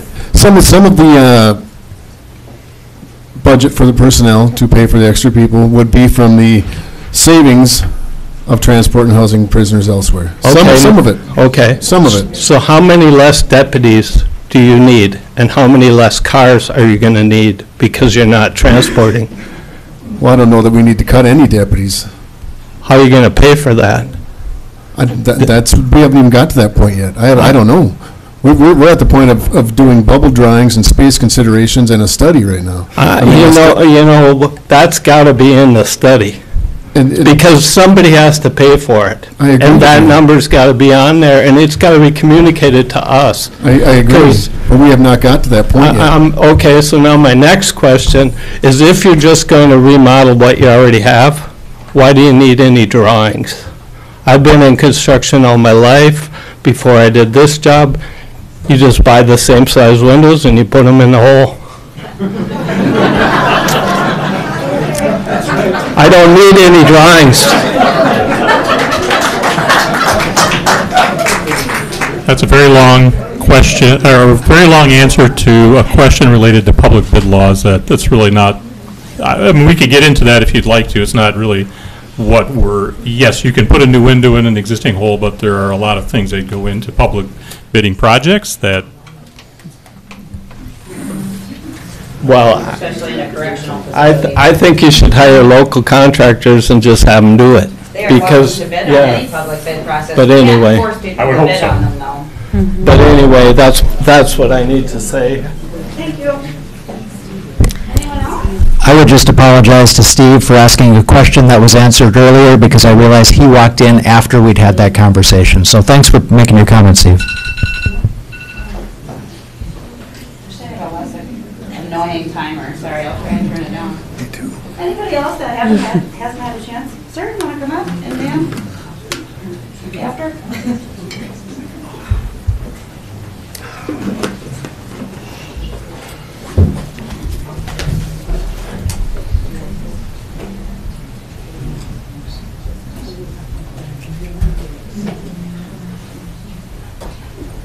I am Chet Linskog.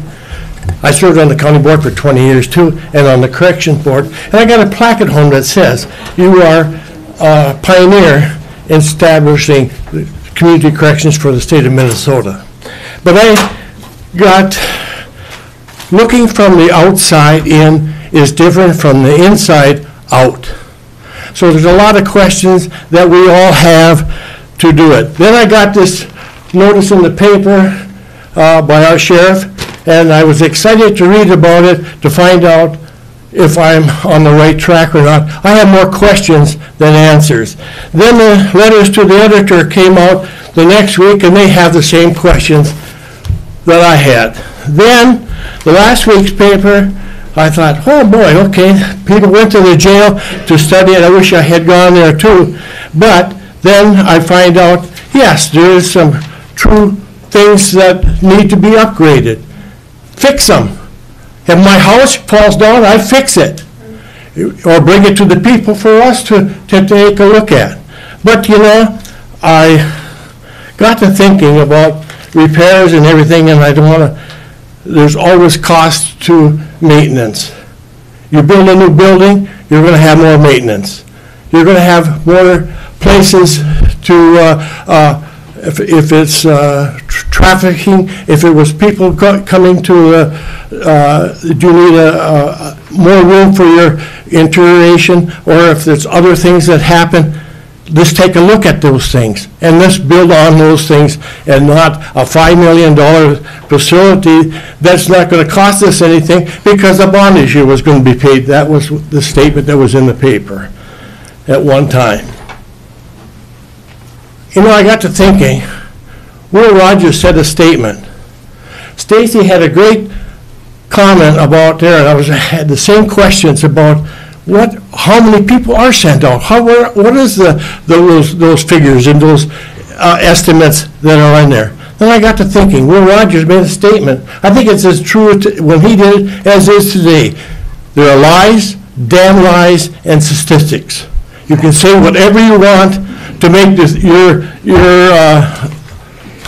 message more pliable. Sorry, I'm done, I guess. Thank you. Thank you.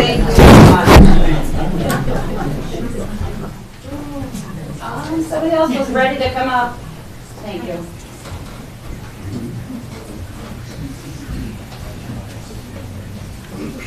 Do I sign in again? No, Okay. you're already on there. Thank you. Good evening. My name is Carolyn Seglum. I present myself tonight to call into question the Cook County Jail and the expanded role and costs. I have read and reread the ARDC Regional Detention Needs Assessment. This grant study was to assess facility needs and challenges for Cook County and other counties in our region. The state gave the grant to ARDC, and the thing was finished in 2017. In Appendix D, the report identified all counties recommended for construction and cost review. Cook County was not within these recommendations. It is curious and puzzling to me that the state-funded assessment, which included Cook County, did not encourage building prisons or increase jail population based on Cook County jail responses. Where did the new expanded needs originate from? Wold is a for-profit company, which is not bad, but where did Wold come from? Was the ARDC study not included in this process? I think there is a viable process of negotiation to be made here. Does anybody want to speak to the ARDC study and the difference? Well, was that a question, Carol, or was that your statement? Statement. Okay. There is a little bit of explanation in the information packet about the ARDC study.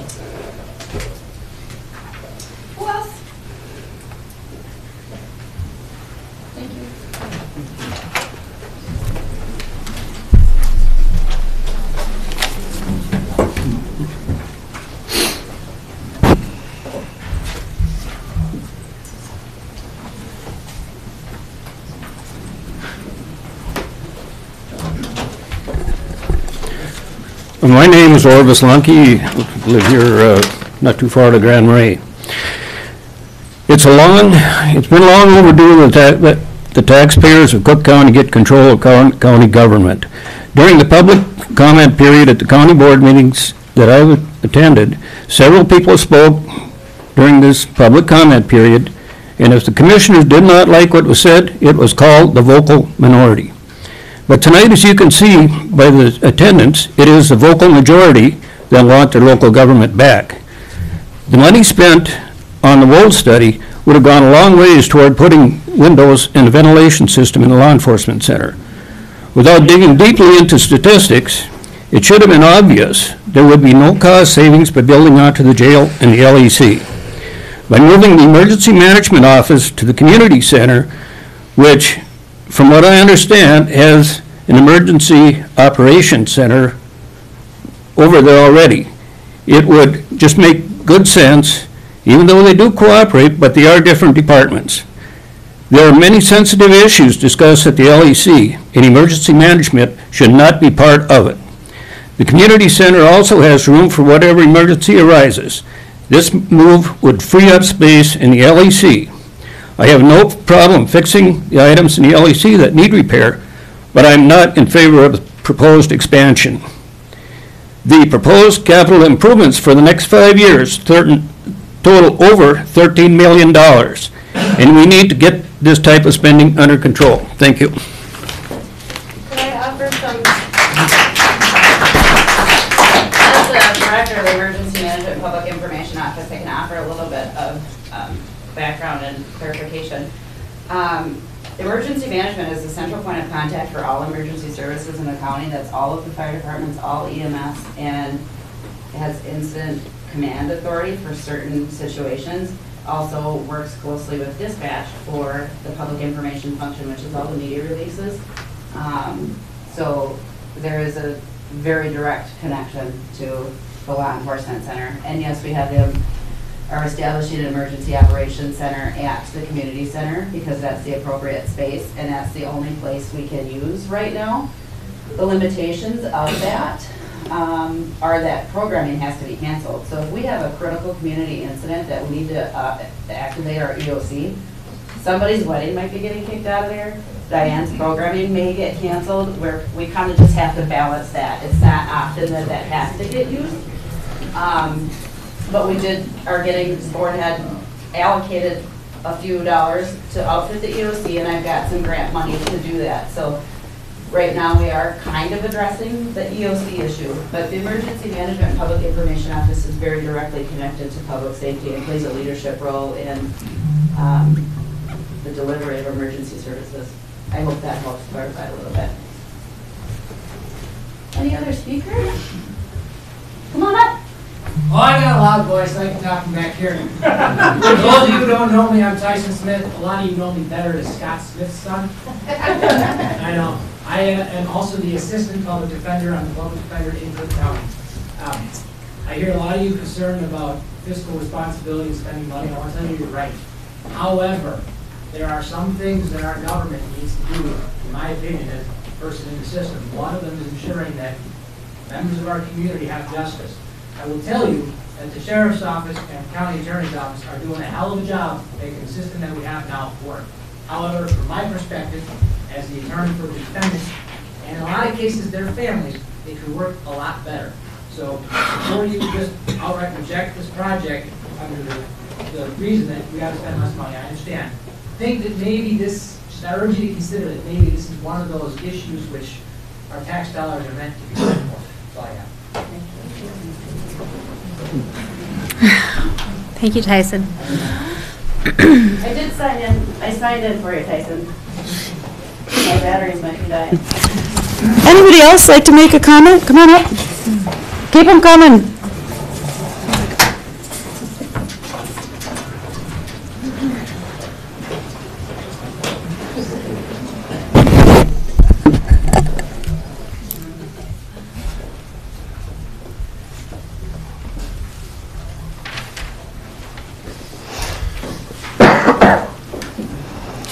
Sylvester, Grand Marais.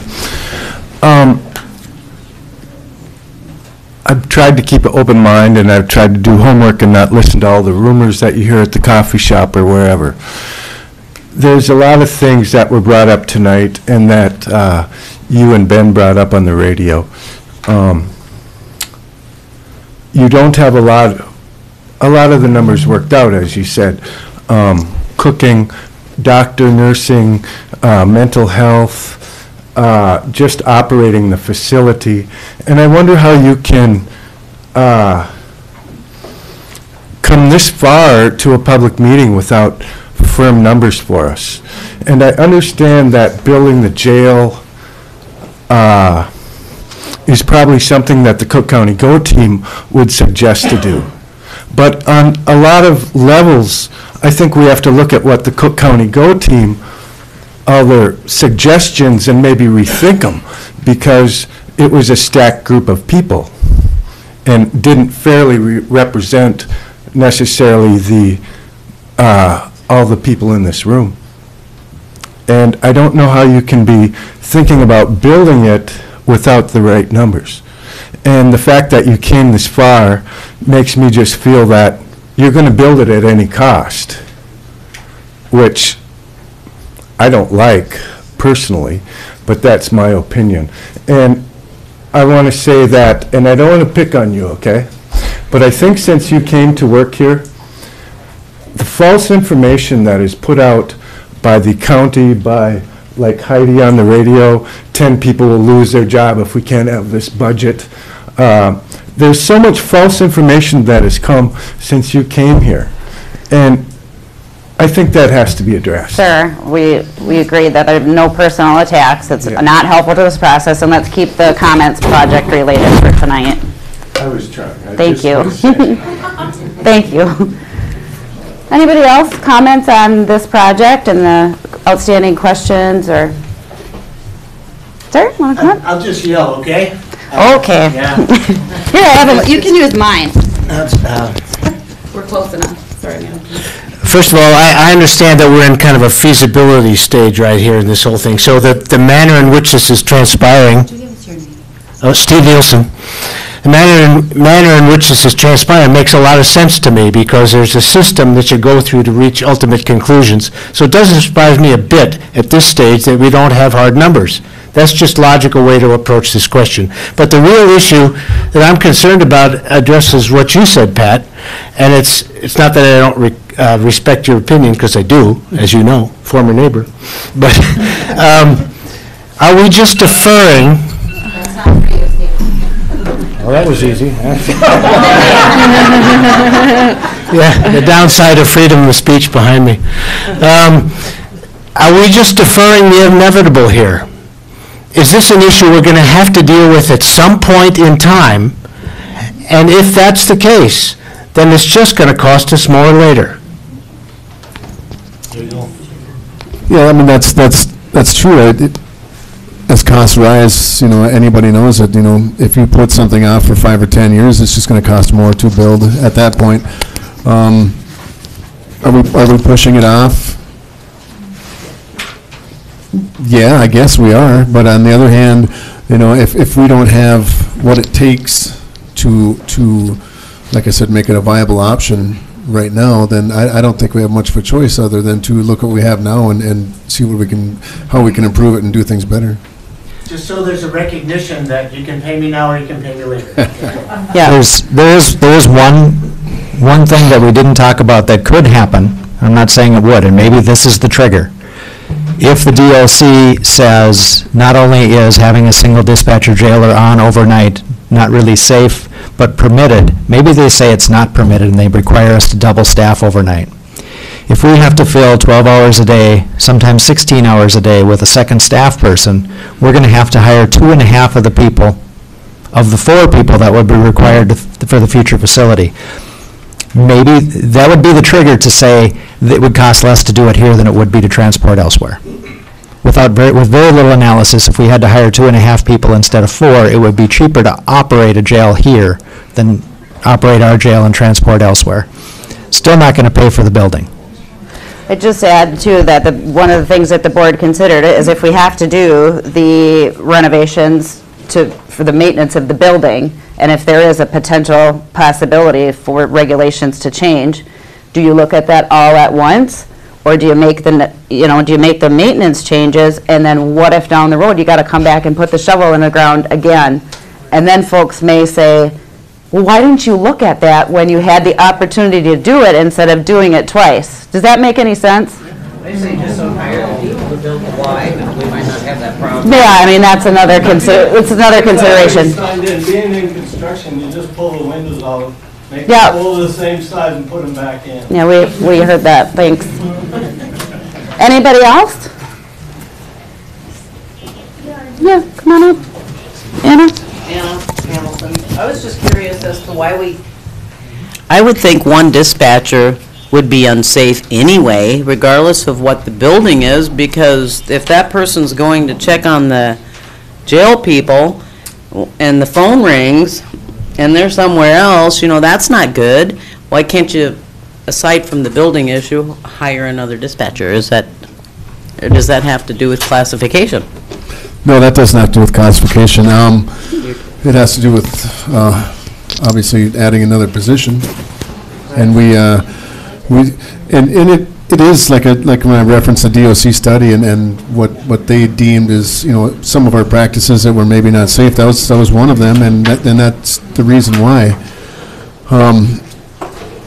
If something happens to the dispatcher, the deputies, we would have to go get.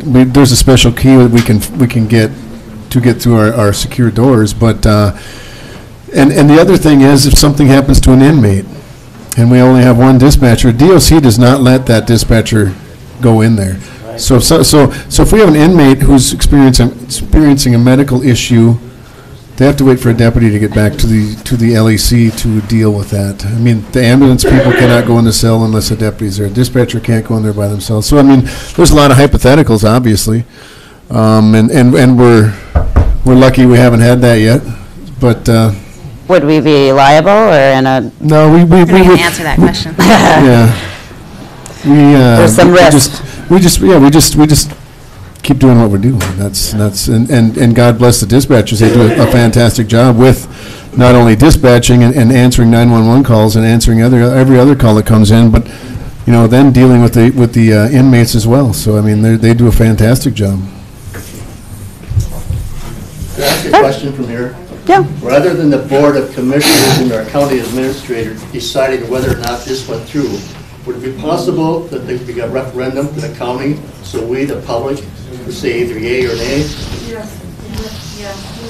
Seems to me that'd be a fair and equitable way to do it, rather than 5 + 1 deciding the future. So asking if a referendum is possible? Just a question. So referendum is not needed for capital improvement expenditures. The way the system is organized is you elect 5 people to represent you and make these determinations. There are exceptions. Well, there can be exceptions. There can be reverse referendums. But we can't manage the county by referendum. You're saying that would not be possible. I'm not saying that would not be possible. Let me finish. If the majority of people here wish for this not to happen, you're saying we would not have a voice whether or not this project went forward. It would be the Board of Commissioners and yourself. No, I'm saying that with the capital improvement bonds, there is a reverse referendum possibility built into the statute. So it is possible. Yes, it's part of the statute. Thank you. Ma'am? Just wondering. Thank you. Just try and get close to the mic. Thanks. Okay, as somebody that hasn't lived here very long, like about a year, I lived here about a year, and I'm really heartened by this meeting because, the rumors were, that the commissioners were shoving this down everybody's throats and stuff, and I think that this is like government in action where the people are being heard and the government people are listening and making reasonable decisions. So, it's heartening. It's heartening even though it's kind of rough. But still, I do think it's heartening. So I just wanted to say that. Thank you. Thank you for your comment. Any other speakers? Come on down. I wish I had a prize for you, but.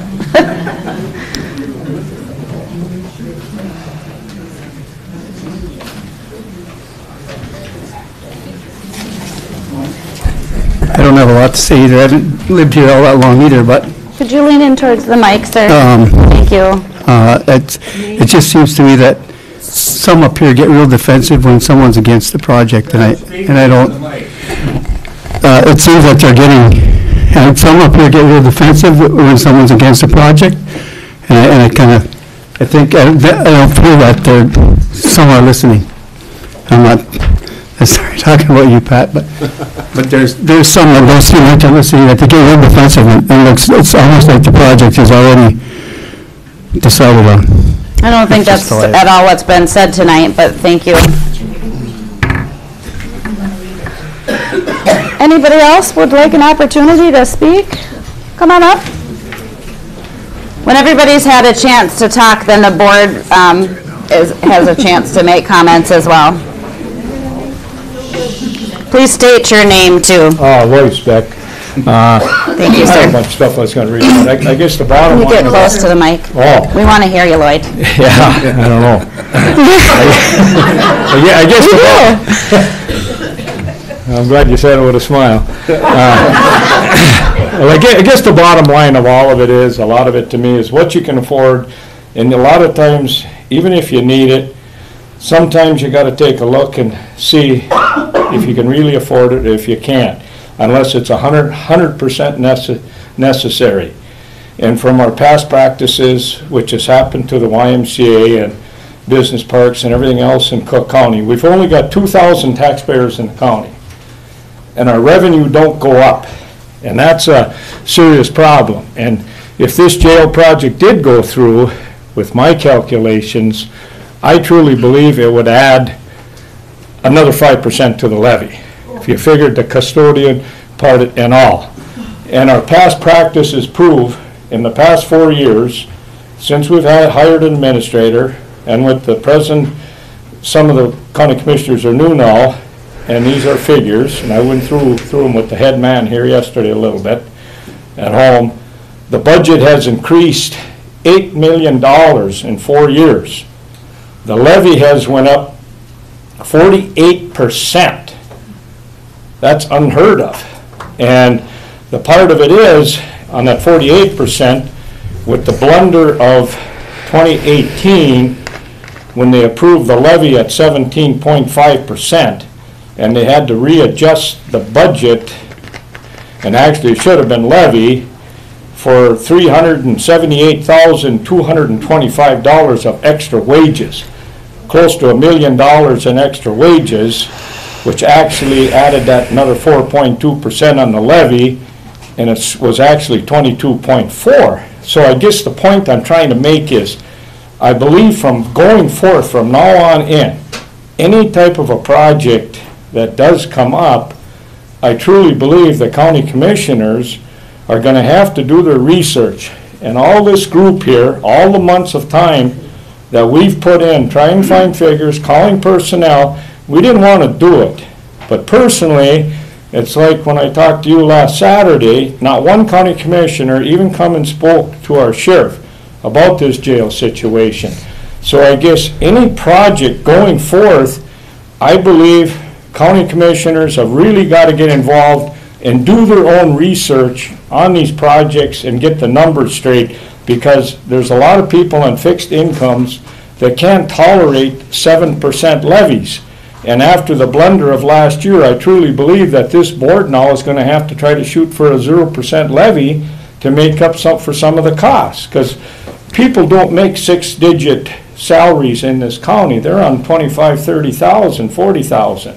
And then they got to pay their own health insurance. And it makes it very, very tough for them. And our population has not increased, basically 30 people, 15 years. So we don't have the revenue. So we got to start living within our means. And I do believe in repairs. You know, like Pat says, you need repairs, you got to take care of your buildings, no matter if they're the jail or anywhere else. But I do think that you definitely got to put some deep thought in our administration into seeing what we can afford and what we can't. Thank you.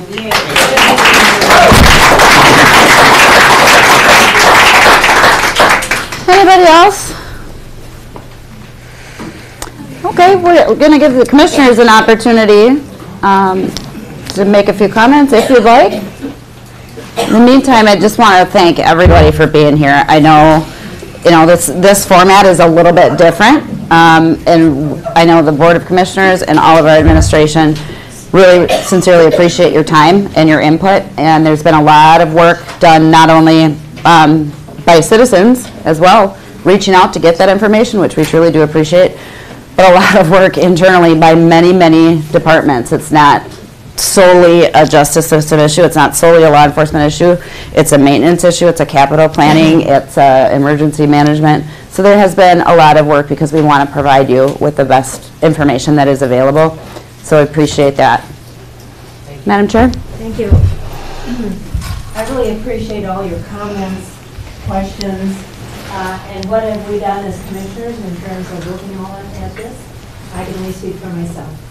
I have contacted several folks in other counties who are also doing the same thing. Carleton County, DeSago County, talked with those folks. I've researched as much data as I can, and I will continue to do that. And I ask my board to help with that and to do their own research. And then together, we can put all the cost analysis, all the facts together, and come up with some reasonable solution. So I do thank you for helping us to think about that. I don't know if anybody else has anything to do. So we're trying. We are really trying. I have a whole page of notes and more. Commissioner Bershon? Thank you all for coming. And I know that we can disagree on things, but I think I really have appreciated those that have been civil and polite and respectful, because it's really hard for me to listen to people that are insulting and trying to bully, and this has been much improved from some of our previous meetings. And when that happens, I, as a commissioner, listen more and more carefully. But I heard a lot of things. I talked to people in the community, and I know that I've had certain thoughts about this whole project. And my thoughts have changed in that process as a commissioner. I've done a lot of research, as Commissioner Starley talked to other counties, and looked at a lot of numbers. And one of the things that still concerns me long-term is the social responsibility that we have, the incarceration and dealing with our public.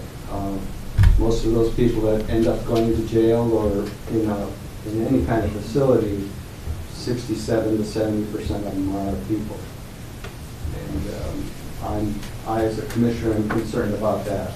Money is important to be, really accountable for the money and to be efficient and so forth. It's important too, but we have this social element that I'm going to look at. But I've changed my mind, and I might again, but I think we've really learned a lot from you. And thank you for coming, and thank those of you that have been respectful, and it's been a pretty good meeting. It's been one of our best public meetings since I've been commissioner, and thank you for that. Any of the other commissioners? Yeah, I'll Commissioner Mills? Yes, I'm the new guy, and Do you want to come up? Or maybe I'll just give you my microphone. It's certain.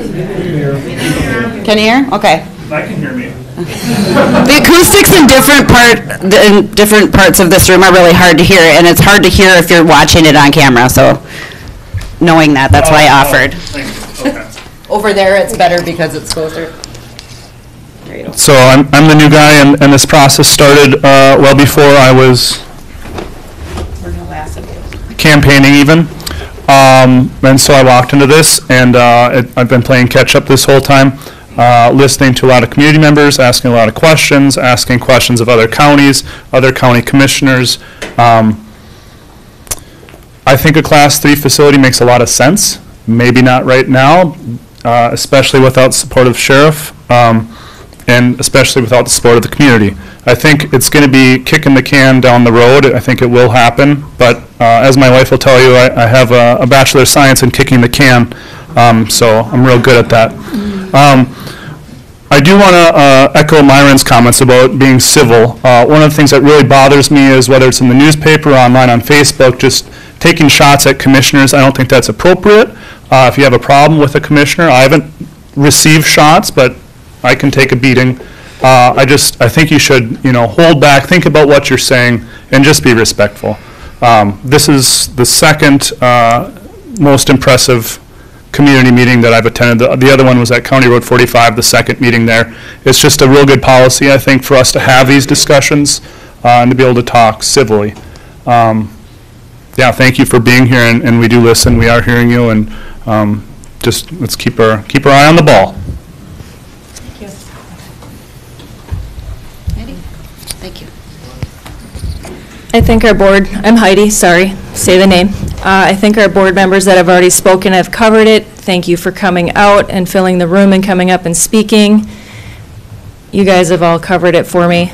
And I wasn't going to say anything until Dave did, because I'm the one that takes the shots. And so it's hard for me to get up and speak in front of you. So thank you, Dave, for being the new member on our board and reminding me that it's important to be here and it's important to do this job. So thank you all for coming tonight. Bobby? No? Okay. Well, we've covered a lot of ground tonight, and I hope everybody has felt that it's been beneficial and it was worth your time. It's great to come together as a community, even over difficult issues or the hard stuff. So thanks for your effort and time. Next steps.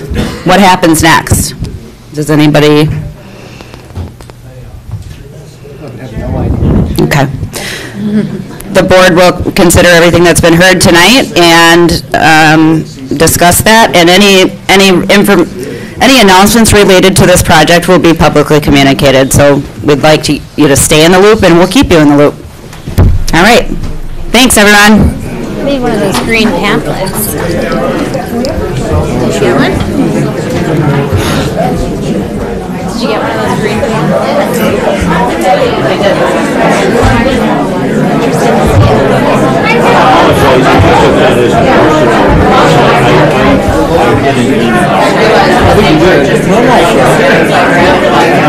I